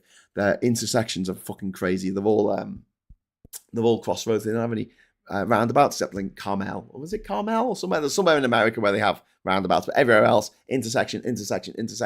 And if you hit a car on its side going at speed, you're much more likely to kill its occupants than if you crash into them while they're going around the roundabout, because you have to slow down to go around the roundabout. And even if someone charges onto the roundabout quite fast, you're going to hit them on an angle. You're not going to T-bone them at 90 degrees. That's a very dangerous way of shunting into someone. Whereas if you hit them at sort of more at an acute angle, they're less likely to die. Okay, they're less likely to suffer a substantial injury. So America's infrastructure, they have jaywalking laws so that if you step into the road, the motorists can go, well, it shouldn't be in the road then, and boom, and hit them. And so many children die in America. So people don't give a fuck about their kids. So forget about that, right? These people, I know we do, but these people don't give a fuck about their kids. Self-interest. Forget about talking about their children, right? It is cheaper, substantially cheaper. Instead of paying £30 for half a tank of petrol to get to Liverpool, they can pay £3 for a charge, and they can charge it from their house. And we can look at the problems, the difficulties, the obstacles in the way to getting that for everyone. And something that I was talking about months ago was putting gullies in, where it's just, you get your angle grinder out, you take away a bit of, you cut into the pavement, and then you put a little trough in the pavement, and then that your cable to your house to charge can go in the trough and then plug into your car so people don't trip over it on the pavement. And you can have that all along the terrace streets along here. You could have that. Perfect. What's wrong with that, And then blah blah CW, thank you so much for the £2 super chat. Here's one for L Chaos. Woo! And we've hit our goal. Yes, we've hit our goal. Hit the goal. So you've got me till 11. Bloody hell. I keep saying this, but when I started doing the 1 hour shows, I was like, am I going to be able to talk for 1 hour? And I look back at thinking that now, and I'm like, have you met me? Have you met me, Graham? Anyway, so back to the papers. Prisoners on cruel infinite jail term are failed by the state. Former Justice Secretary Alex Chalk says imprisonment for public protection, IPP sentences, are overbearing and unfair. Absolutely. These indeterminate sentences that were set up 20, 25 years ago, 20 years ago, and people are still in jail for doing fuck all. When we've got a crisis at the moment because there's not enough spaces in jail left, it's absolutely fucking bonkers. Talking of bonkers, should we go to the Daily Express? Oh, here we go. Not one, but 2 pictures of the woman from down the road watching the tennis. Not the person who won the tennis, not Sinner. No, not him. Why would you want a picture of the guy who won the tennis? Let's have a picture of this woman. Oh my God, and her kid, and her kid is. Why is there a picture of a child? Like I say, if you went next door and started taking pictures of next door's children playing footy, and then you printed 100,000 pamphlets and distributed them around the nation with pictures of the neighbour's children on it, you would be forced to sign a certain register. Wouldn't you? Of course you would, because it's fucking weird. And I'm going to keep calling this out because it is fucking weird, and I really wish we would stop doing it.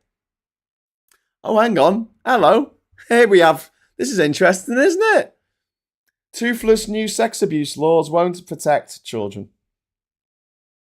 What, you mean like that child there? You mean that child that you've put on the front...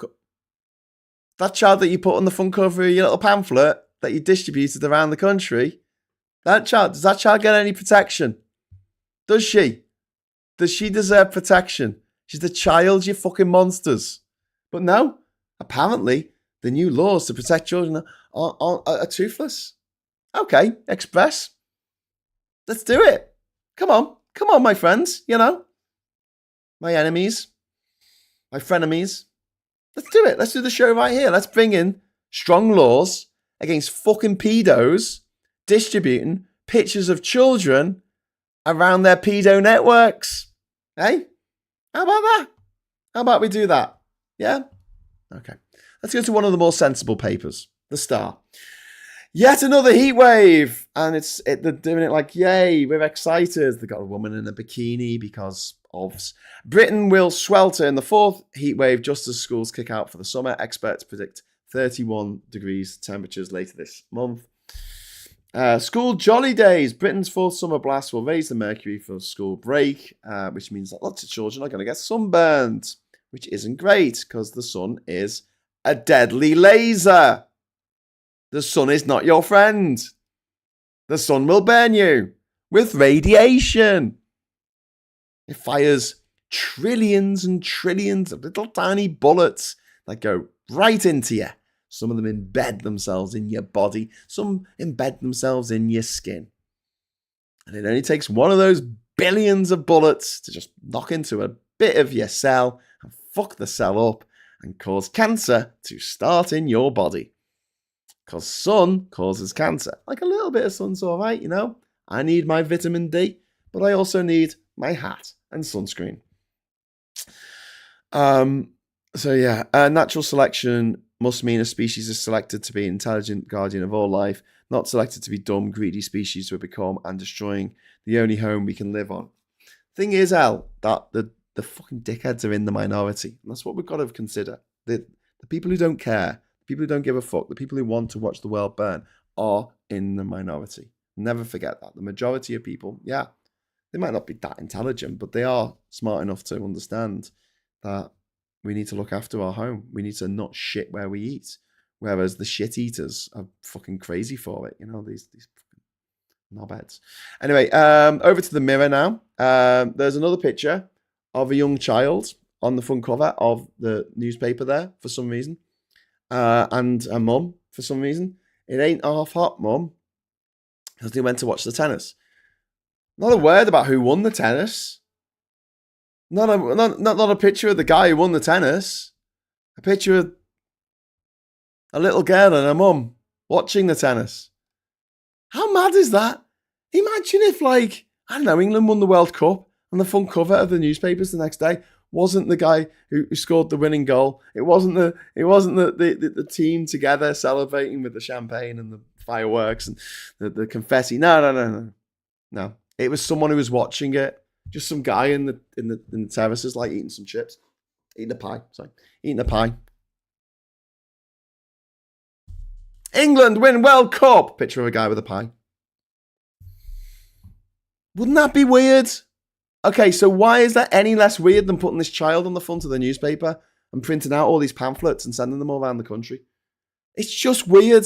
I'm going to keep saying it's weird till everyone agrees with me that it's really fucking weird. Oh, God. Now we have more of them. Oh, was the little kid and her mum not enough? Royal exclusive. Is it exclusive? Is it, though? Is it the Mirror? Is it exclusive? We'll find out. It can only be exclusive if no other newspapers are reporting this story. So let's see. Let's see if any other newspapers are reporting this story. Hey, come on. Come with me now. It'd be fun. Let's do it together. It'd be fun. Come on. King backs Harry peace talk. So they're going to have their aides are going to have chats with each other about defrosting the frosty tension between Prince Harry and his dad. So let's look on this one here. The king must be wary of these royal peace talks. What the fuck? Hang on. The Mirror said this was an exclusive. Exclusive means exclusive, doesn't it? Doesn't it? Like when people get married, they say, I'm just going to be exclusively with you. I'm not going to sleep with anybody else for the rest of my life. Just you. We're going to be exclusive. When you're dating and you decide are you going to go exclusive and now your boyfriend and girlfriend, doesn't it mean that you can't go off and just shag whoever you want? Doesn't that basically what exclusive means? Is there a new meaning of exclusive where it doesn't mean that? Because the Mirror put on the front cover of the newspaper that they had an exclusive. And here we have Sarah Vile saying the king must be wary of these royal peace talks. Well, police talks, I don't know. So she's talking about the story that's in the Mirror? I mean, okay. Doesn't seem so exclusive. Doesn't seem so... Oh my God, there's another picture of the kid. What the fuck? How did I end up on the bad timeline? How did I end up on the Biff alternative fucking timeline? How did I end up here? So, Labour's doctors strike hypocrisy. Ministers criticise medical union for low turnout in ballot, but Rayner's flagship bill will make walkouts even easier. Yeah, because they make it really, really difficult to have a fair ballot. The Tories did this on purpose to defang the unions. And what they did was they said they have to have a ballot, and the quorum, is it the quorum? I think it's the quorum. The minimum amount they're allowed to vote is half of the membership. So if you are a member of this union, over half of you have got to vote, right? And obviously over half of those people who do vote have got to vote for strike action. But here's the thing. You can't vote electronically. In the same way that you can't register your gun electronically in America, you got to put it down a little bit. You got to write it down on a little bit of paper. Same thing with voting for strike action in unions in this country. The Tories did this on purpose to make it very, very, very difficult for unions to actually vote for strike action. Because you get a thing in the post from your union which says, we want you to vote on the strike action. Please, please, please, please vote. Because if you don't get enough people to vote one way or the other, it won't go ahead. And you've got to sign that, put your X in the box, and you've got to send it back to them.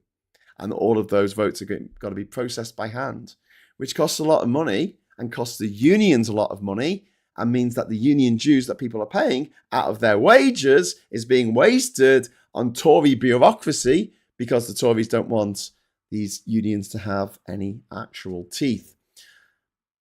But, you know, whatever. Talk us through hypocrisy. I mean, the fact that the Daily Mail here is using the word hypocrisy is just hilarious in so many ways. And there's a picture of the tennis again, without mentioning anywhere on that screen, anywhere on that thing, that there's a guy who actually won the tennis. Okay, over to the lies of the demented fucking lies of this shit rag, of this demented right-wing shit rag. I mean, the Daily Telegraph was always always problematic. We always called it the Tory graph, even back in the 90s. I remember it being called the Tory graph by my politics teacher. However, in recent years, it has gone absolute full-on Cecil B. demented. And it is beyond crazy now. And I'm a bit embarrassed that I ever fucking wrote for this fucking rag once when I did a 2-page spread about my journey around the world, which wasn't exclusive because I only wrote for this one. It was reported in other newspapers, but I only wrote an article for this one. So they could say, here's an exclusive, because the actual article was written by me. Now, instead of inspiring people with heroic stories of, you know, charismatic and, you know, generally, you know, kind-hearted people doing adventurous things like visiting every country in the world without flying. Instead, it's now why Sweden turned its back on Greta. No, it hasn't. No, it fucking hasn't. Shut up. They're just trying to demonize Greta Thunberg. Or Greta. It's pronounced Greta. Greta Thunberg. They're trying to... For what? And it's also got the summer outfit that you didn't know you needed. I mean, I think that's Zendaya. I think she can pull that off, but I don't think I can. Is it Zendaya? Looks a bit like Zendaya. And then, obviously, front cover of this pamphlet is a picture of next door neighbour's kid with their mum watching the tennis, or even watching. They're not even looking at the tennis at the moment. So the tennis was going on, right? The final of Wimbledon, which is one of the biggest sporting events of the British sporting calendar, right? And these camera blokes, right? These weird little fucking creepy hunchback, fucking big pot-bellied camera blokes, you know, with their fucking massive telephoto lens like this. And they breathe like this.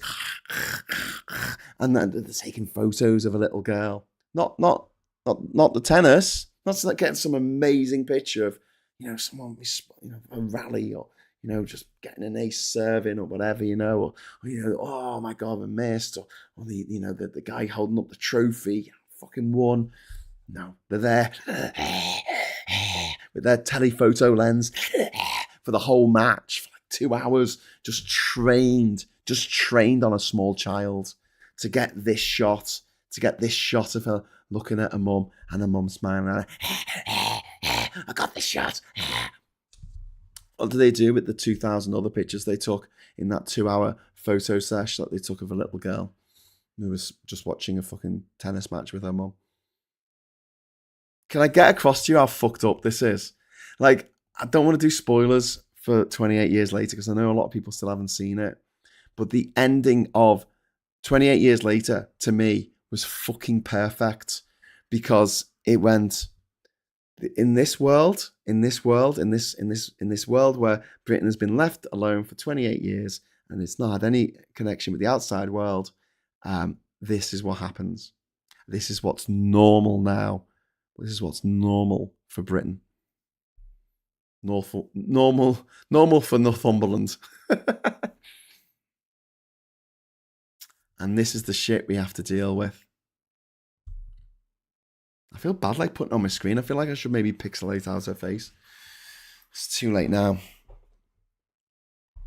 Am I mad? Can you tell me in the chat? Like, do you agree with me on this? That it shouldn't be happening? They shouldn't be taking pictures of the Royals' kids? That it is weird? Please, someone in the chat go, yes, Graham, it is rather peculiar. Try and explain this to fucking aliens. So what happened yesterday at the tennis? There was a great match, and this Alcatraz got beaten by Paul Sinner from the chase, and it was phenomenal. It was a great game of tennis. Obviously, Alcatraz had kind of I know it's not Alcatraz. Alcatraz had obviously, it used up all his energy in the semi-finals, and he was a little bit below par.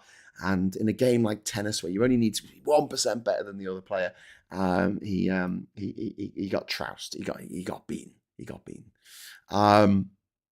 Okay, cool. Can we have some pictures of that event? That sounds really exciting. No. We're not going to have pictures of the actual tennis match, which was exciting.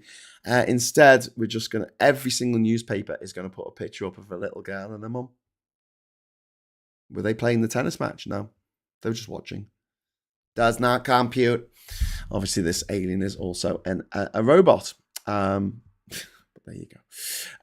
Strange days in which we live. Let's go back to their papers, shall we? Tax raid looms. Don't know why I said that. Like that. For middle classes. The Daily Telegraph there, trying to make out like there's going to be some big difference between the middle classes and the working classes or something. I don't know.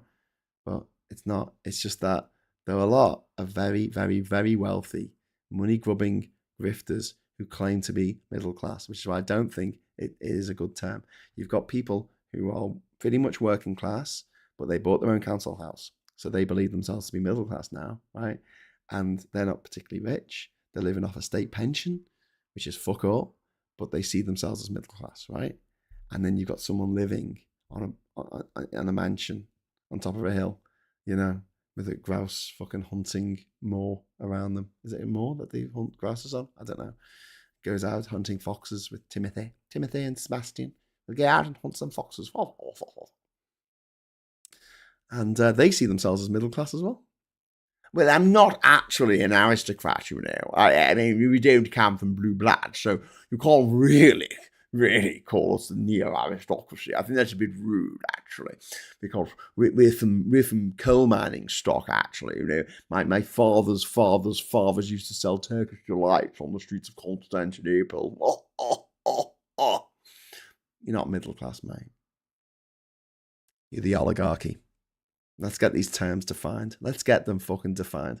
Anyone who's worth more than, let's say, £3 million.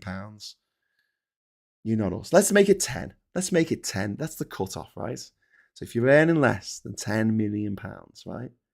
That's us, right? That's the 99% of the population. If you're earning more than £10 million, like Farage and his horrible little greasy mates, loads of money in the bank, in their posh, cute bank accounts. If you got that much money, you're the aristocracy. Fuck off. I'm going to call you the neo-aristocrats, the oligarchy. SG, thank you so much for the £2 super chat. Yes, it is weird and creepy. Thank you. And GM Lovey says, yeah, agree, it's so wrong. It's rather peculiar. It's weird as fuck, says Ernie Burns. It is weird as fuck. It's odd, certainly. Graham, it's weird. Schools would have to ask every parent's permission to release a photo of their kid, a minor. Yeah. Yeah. For this reason. And I'm going to say something horrible here, and it is a horrible thing to say, but it will happen. This child will have their head cropped out using AI and put onto porn. I absolutely guarantee it. And I'm not saying that, there's an easy way around this, but one of the ways is to not take thousands of pictures of a particular child and then put them in the public realm for everyone everywhere to see. Most celebrities, when they post a picture of themselves and their kids in the picture, they tend to put like a smiley face or something over the kid's face. And I don't know if anyone's noticed it, if you're friends with me on Facebook, but I do not put any pictures of my stepdaughters on Facebook. If I do, they'll be friends only. There might be one or two where it's been a group shot or something, but we don't allow it. We just don't allow it to go out into the wider world for that very reason. And it's a fucked up reason, and it's sad that that's the reason, but it is a reason nonetheless. And what's going through the fucking heads of these people who are like, we need to get pictures of children and we need to, put them on the front pages of all the newspapers. Aren't they cute, eh? Aren't they lovely? Little kids. And they know what's going to be done with them. They know what's going to happen with those pictures. And there's going to be some fucking weird pedo motherfucker somewhere in this country who's going to develop an obsession with Princess Charlotte, and bad things will happen. Bad things will happen. And you'll be able to trace it back to this fucking bullshit right here. That picture would be fine if they wanted to obsess over Catherine. She's a fully grown woman. Just crop it halfway. Just crop that picture. I don't know. It's just bad. BBC losing public trust over string of failures. Bit rich coming from the Daily Tory graph, which lies every day on its front page. Diversity and inclusion staff eligible for skilled work visas. Good. What's the problem? Medical plane fireball after crash takeoff, and an airplane crashed yesterday. Did anyone die? Did anyone die in the plane? I mean, it looked pretty fucking horrific, but last night, it was unclear last night if there were ever any survivors. Yeah, that's what I don't know if it's been reported this morning, but last night when I looked at that story, it hadn't been reported. Junior doctor strike to cost 13 million a day. Air India plight had mental health woes. This is a really awful story about the fact that they may well have crashed the plane on purpose, or at least one of them would have. Apparently, that turning off the fuel switch is not like turning off a light switch that you can do by leaning against it. It's something that you've got to actually do and hold down into place to stop the fuel getting into the engines. So, really grim. Now the Times here.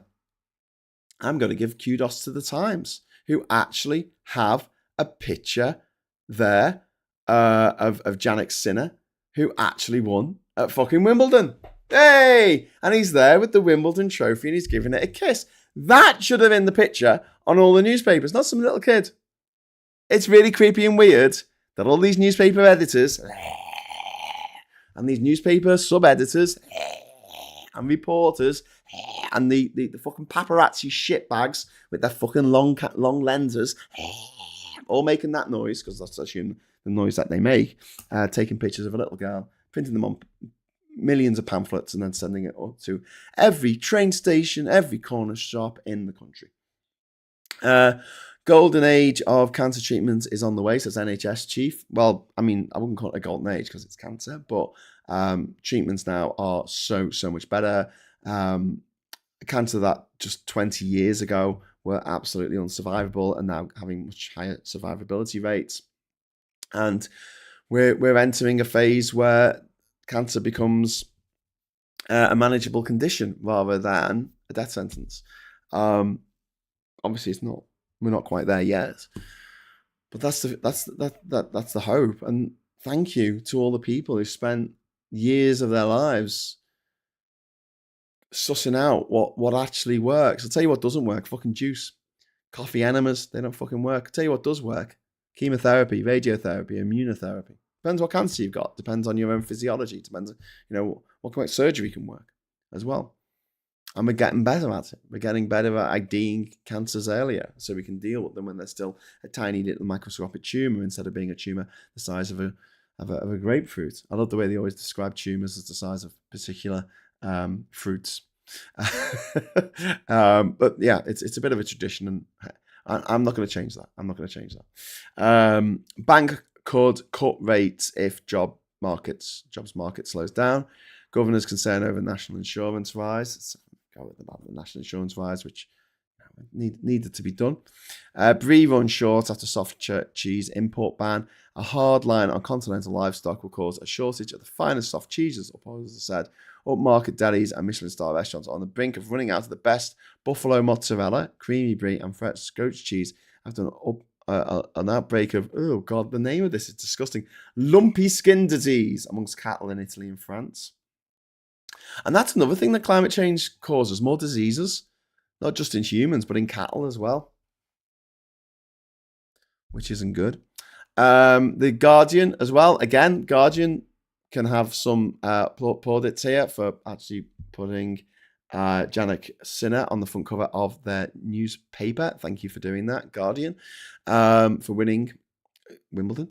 Euro 2025. This is the only... I mean, if it was the men's team that beat Wales 6-1, that would be front page fucking news, wouldn't it? For the Euros there. England's too good for Wales and into the last 8. So yeah, let me just say, Richard Burton, Dylan Thomas, David Lloyd George, Rob Brydon, Griff Rhys-Jones, Michael Sheen, Catherine Zeta-Jones, Shirley Bassey, Tom Jones, Anthony Hopkins, Honora Bevan, Charlotte Church, Owen Gwyndor. Your girls took one hell of a beating. Sorry, I had to do that.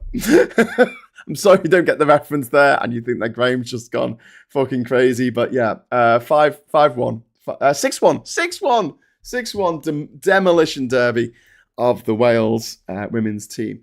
Warning over Israeli ethnic cleansing plan for Gaza. This is about, they want to put all the people in Gaza into they want to concentrate them into a camp. They want to get a camp and concentrate all the people in one concentrated camp area. Oh my God. Right, but the other newspapers found it much more important to show that a little girl watched the tennis. Call for new scheme to detect violent attackers. Miliband to take on MPs who reject net zero aims. This is my main story of today. We were talking about Miliband explicitly calling out politicians who reject net zero policies for betraying future generations, which is what exactly they are doing. The motherfuckers! And then down to the iPaper here. Measles surge fear for summer holidays after child dies amid low jab uptake. Please vaccinate your kids. Don't listen to the eugenicists who have all vaccinated themselves. Vaccinate your fucking kids. Vaccinate your sex trophies, your crotch nuggets, your womb goblins, whatever you want to call them. Vaccinate the little jam-faced bastards now, all right? Not fucking around here. Anyway, so yeah, we don't want children to die. Unless you want children to die. I mean, if you want children to die, then fine, but we are going to have to lock you up for your own fucking good, or the good of society. Lionesses roar into quarterfinals, which is quite a cool little match to watch if anyone watched it. A new HS2 farce as bosses fail to rent out mansions. They forced owners to leave. Appalling waste of taxpayers' money. Northern Rail headache awaits PM. Yeah, indeed it does. I tried to find new friends for my partner and it went badly. The matchmaker from hell there. And Rayner is prepared to ditch union roots in quest for power. Fuck off, Unite. Unite the Union is not one of my favourite unions. It's not my favourite union at all because they supported fucking Brexit, which led to the biggest derailment of workers' rights in generations. Brexit did a bigger number to workers' rights than Thatcher. Thatcher, in a way, expanded workers' rights because she allowed us to enter the single market, which meant that you could live and work anywhere in the EU. So if you weren't getting paid enough on your building site in Sunderland, you could go and work on a building site in Germany. Can't do that anymore. Farage won't allow it. Rees-Mogg won't allow it. Boris Johnson won't allow it. Dominic Cummings won't allow it. Tommy Ten Names with his Irish passport won't allow it. It's all right for him. Got an Irish passport. Fucker. Financial Times. Thank you very much for the super chat there. We got Germany urges weapons supplies to speed up European rearmament. Woof. And then we've got wealthy take out life insurance policies to soften hit from inheritance tax rules. The rich in Britain are turning to life insurance to reduce the pain of unexpected inheritance tax. What's the pain of unexpected inheritance tax? How is it painful? You get a load of fucking free money. You get at least $1 million tax free. Where's the pain? Where's the fucking pain? Tell me about this pain. Oh no, I've won all this money for doing nothing. I've won all this money for just being lucky. For just fucking winning the life lottery. Oh, I've got to pay some tax on whatever I get after the first £1 million. Oh man, the pain. It irks me. Oh, hang on. What? It's 40% for the plebs, but for me as a wealthy landowner, it's only 20%, and I've got 10 years to pay it. Fucking hell. It's a sweet deal, that, isn't it? Oh no, you're ruining the countryside. You're making us pay 20% inheritance tax like everybody else.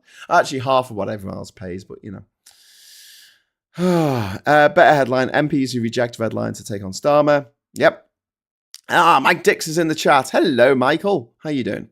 It's when money. Usually, basically, it was 17 million needed last for money. Definitely to make more money. Yep. Unite the Union were the only ones who came out to the protest by the bedroom tax, so I'll give them that. Yeah, I mean, they have to do half their job. But I mean, supporting Brexit absolutely fucked working people in this country. We now have worse living standards than we did in 2010. And that's because of Brexit. And the RMT Union and Unite and the previous leader of Labour fucking supported that. They supported the fucking flagship fucking Tory fucking policy that would fuck over every working family in the country. Not the rich. Not the rich. They lost no rights. They lost none of their privileges. In fact, they doubled their money. More billionaires than ever before. People saying, there's more refugees than ever before. No, I don't give a fuck about that. I give a fuck about the billionaires. Refugees aren't costing me money. They aren't destroying my way of life. They didn't destroy my career. Fucking billionaires did. Bastards. Leonora and Mike Dix, thanks all. Results due next week after Bum Cam Wednesday and Blood Test Friday. Bum Can Wednesday is the name of our new show, Mike, that we're going to do together. It's going to be called Bum Can Wednesday. Well, I find that quite difficult to say. It doesn't really roll off the tongue. Bum Can Wednesday. Bum Can Monday? Bum Can Monday is a bit easier because it's the M of Cam and then the M of Monday can sort of... Bum Can Monday. There you go, mate. There you go. That's the name of our show. Bum Can Monday. Hello. That sounds like a villain from a Dickens novel. Hello, I'm Bum Can Monday. I'm Mr. Bumcam. Anyway, enough about the bum can. We are now having a look. Let's have a look. Mick Lynch came out with British jobs for British workers line. Yeah. Okay, so not European jobs then. We're not allowed to do European jobs anymore, Mick. Oh, fine. Okay, that's all right. Hey, Mick, just got a quick question for you. Mick, come here. Tommy as well. Tommy 10 names. Come on. Just a quick question for both of you. Do you or do you not own a European passport? Oh, you both do. Oh, that's quite interesting, isn't it? So both Mick Lynch and Tommy 10 names, the baristas of Brexit there, they both have Irish passports, which means that, let me get this straight, Mick Lynch and Tommy 10 names can live anywhere they want in the EU for as long as they want. They can work in France, in Germany, in the Netherlands, in Belgium, in Luxembourg, in France. Sorry, I said France. In Spain, in Portugal, in Italy. They can just turn up and work in Croatia, in Hungary, even in Poland, in Romania, in Bulgaria, in Latvia, Estonia, Lithuania. They can just turn up in the Czech Republic or Czechia, as we call it now, and just work. They can just live in Slovakia or Slovenia. That sounds like a good fucking deal, that. Can I have that deal? No. We can, says Mick, says Tommy 10 Names. We can have that deal. You can't. Are you going to renounce your Irish passport there? Your Irish citizenship? Show how you're on the sides of the workers. Since you can do, as a British worker, you can do foreign jobs. You can do European jobs for British workers. We can't. You took that from us. You fucking shitbags. Because you didn't take it from yourself. These fucking cunts. These one around going, everyone should chop their arm off. Oh, okay then. I'll chop my arm off. Got no arm now. Are you going to chop your arm off? No. Chop my arm off. What do you think? I'm a fucking idiot. Just wanted to choose to do it. Why would you want me to do that? Blood spurting out this. Why would you want me to? Because we think it's funny. Fucking cunts. I'm sorry. It winds me the fuck up that nearly every slimy little shitbag who told you to vote for Brexit is not affected by Brexit. They said, chop your arm off, but my arm's staying put. And half the country still think it was a good idea. I mean, fuck me. What do we have to do? What do we have to do to get it through to people? How much we've been screwed over by the rich and the privileged? These twats with an Irish passport. To be clear, I'm not having a go at people for being Irish or having Irish ancestry. I've got Irish ancestry myself, but I do think it's a bit rich, don't you? Don't. I'd rather have bum cam than cam. Watching a toff in his kitchen. Never idea of a good time. No, they made money out of it like Soros. Says Aaron, great. Soros made money out of Brexit? Did he? Oh, okay. I know that disgusting fat blob, Crispin O'Day, made shitloads of money out of telling people to vote for Brexit.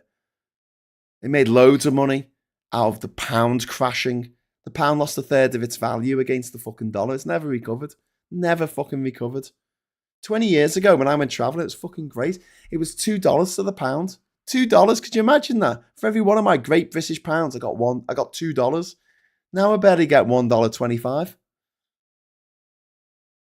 But I'm sure who's this guy? Some American. Yeah, I'm sure he made loads of money out of it.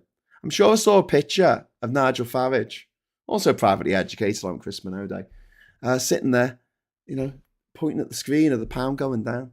He was like, yay, people are getting poorer in our country. Yay, exports are going to cost more to buy. Or imports, I guess, coming here. Actually, exports are going to cost more for other countries to buy. Yeah, great. Well done. Well done, dickheads. Just got back from the airport and you're still going, says Martin Harrow. I know. Not the Duracell bunny, mate. But I should wrap it up there. I did a thing where a goal where you get 5 super chats and you're like, okay, I'm going to continue on. So I feel like I should have done that, which is fine. But to bring it all back around to climate change and the fact that we really need to just tell everyone who doesn't believe in it or is taken in by the toxic manosphere bullshit of, the billionaire, greasy foreign owners, if you can't appeal to their common sense because they haven't got any. And obviously you can't appeal to the love of their children because they don't love their children, clearly. you can't appeal necessarily to their patriotism because they don't give a fuck about this country, because if they did, they would want clean, renewable energy that was 100% British. Our energy that we create ourselves. They go on about oil in the North Sea a lot, and I'm like, okay, let's have a quick discussion about this. When we give subsidies to foreign companies to drill out oil in our waters, right? We don't get a discount. We don't get a frequent flyer, valued customer discount. We pay the same for that oil that's been drilled out of our oil fields under the North Sea. We pay the same amount, unit price, as everybody else on the international market. We pay the same as other countries that we might not like. We pay the same as them, unless there's oil sanctions on them, like Iran or Russia perhaps. But like everywhere else, they pay the same. France pays the same for our oil as we do. Germany pays the same for our oil as we do. It is a con. The only people making money out of that are the people who work for the big, dirty, greasy, disgusting, foul, polluting oil slime companies. They're the only people making money out of this. You're not making money. I'm not making money. You're not saving money. I'm not saving money. What we could do is replace all those fucking oil bloody container ship, well, what they call oil rigs, with wind turbines. 200 meters up in the sky. Brilliant. Fucking bring it on. They whirl around for 20 years and just create energy from the fucking air. From thin air. Wow. That's pretty fucking cool. The world is burning. We're seeing it with these heat waves. We're seeing the floods. We're seeing the storms. There's more energy in the system. It's the equivalent of a nuclear bomb going off every single day since the signing of the Magna Carta. That's how much extra energy we have put into the system. Think of it in kilojoules. It is trillions, quadrillions of kilojoules that we have put into the system. That wasn't there before. That was safely buried in the ground. We took that energy out the ground. We fucking burnt it. What do you think is going to happen? But,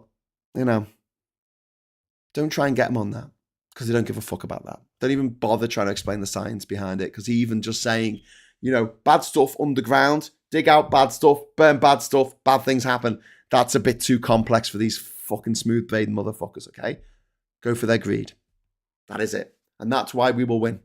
Doesn't matter about little trolls coming on and going, hey, what are you talking about? George Soros is paying you to say this. Yeah, I fucking wish George Soros was paying me to fucking say this. Be able to pay off me fucking debts. Go after their greed. Go after the fact that you laugh at them. You laugh in their stupid little podgy faces about the fact that it cost you £3 to go somewhere in your electric car, that it cost them 10 times the amount to go in their internal combustion engine car. Brag about the fact that there's not much to go wrong on a electric car. You might get a flat tire, I guess, but it doesn't have 27,000 moving parts like an internal combustion engine, all of which run out or wear out at some point. And yeah, just once an electric car runs out of energy, once the batteries are dead, you can recycle the batteries, because the coltan, the cadmium, the lithium is still in the fucking batteries. It hasn't gone anywhere. So you just, get what you can out of it. I know they're not 100% recyclable, but they're pretty fucking recyclable. And then you have another fucking 10 years of driving around for fuck all money. So anyway, I laugh at them. Just go, okay, whatever, mate. If you want to keep burning your fuel, burning your foreign slime, I will not put that foreign slime in my car. I love my car. My car gets me from A to B. It's my pride and joy. Why would I fill it with foreign slime? There you go. That's a question for you. This is our fight. This is the fight of our lifetime. And this is what's going to dictate our children's future. And I know that it seems insurmountable, but I am positive. I do think most people have a sense of decency about them. And if they don't, appeal to their greed. And that's why we'll win, because the market will push towards renewables because it's so much more efficient and so much cheaper. And these big companies don't want to be wasting loads of money on energy that costs a fucking fortune when they can not spend money on that. They can just spend money on renewables, which is dead cheap. Easy to maintain and clean. Lovely and clean. You know, the wind turbine doesn't belch out toxic air, toxic gas, like the trenches of World War One, which is what it's like for a kid to live on the North Circular. All those internal combustion engines running about. Anyway, it's weird. The temp in the USA is cooler than previous years, while the UK is in another heat wave. Yeah, I mean, Mike, that's the thing. It's a thing. It's called climate change. And climate changing. There's a good chance that if the currents change in the North Atlantic, then Britain, which is currently on the same line of latitude as Lake Baikal in Siberia, might start experiencing Siberian winters. You know, with like, you know, it goes down to -20, -30. Yeah. Don't lick the metal poles. That's all I'm saying. Very, very cold winters, very, very hot summers. Not great for temperate climates. Brett says, well, if oil was endless, there was no argument to use it, is it? These fuckers are accelerating our journey to a cliff we aren't ready to face. It's mental gymnastics that makes no sense. No, they're just greedy, but they're greedy for themselves. The people who are supporting them, who aren't, you know, have no vested interest in their slime commodity, their filthy, toxic slime, that I don't understand. I don't get it. I don't know why they're desperate to put filthy, toxic slime into their cars. I was chatting with a guy at the garage a couple of years ago, before we sold our internal combustion engine car, and he was like, "Yeah, electric cars, oh, they're terrible. Me wife's friends, sisters, boyfriends, cousins, gerbils, babysitter had an electric car. Oh, it was a nightmare. Kept breaking down." And I'm like, "Did it really?" Yeah, it was so expensive. It was so expensive. It was costing them 600 quid a week. And I'm like, okay. I'm trying to do the maths in my head there. And I'm like, that just doesn't compute. Like, even if, like, maybe they bought a top of the range Tesla. Maybe they only go to the most expensive places to plug in. I don't know. But if they were worried about the cost, why would they have? I just wrote it down to a friend of a friend's story, and also the fact that garages are a little bit worried about the fact that there's a lot fewer things to go wrong in an electric car than there is in an internal combustion engine. I mean, we used to sell carburetors at my dad's shop, fuel systems carburetors. Fuel injection was coming in you know, in the 90s. All new cars were fuel injection. They didn't have a carburetor. Get a better carburetor. Still the best slogan of all time. Thanks, Dad. This is the fight of our lifetimes, like I said. So, you know, be on the right side of history. That's all I can say. Be on the right side of history. And save some fucking money. Be canny. Just be canny. Just be canny. I have washing up to do. Longer Graham talks, the longer I can put it off, says Person Impersonator.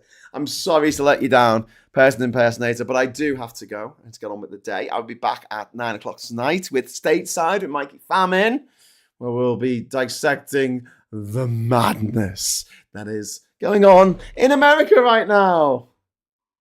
More madness. Yay. I can't wait. Please come. Please.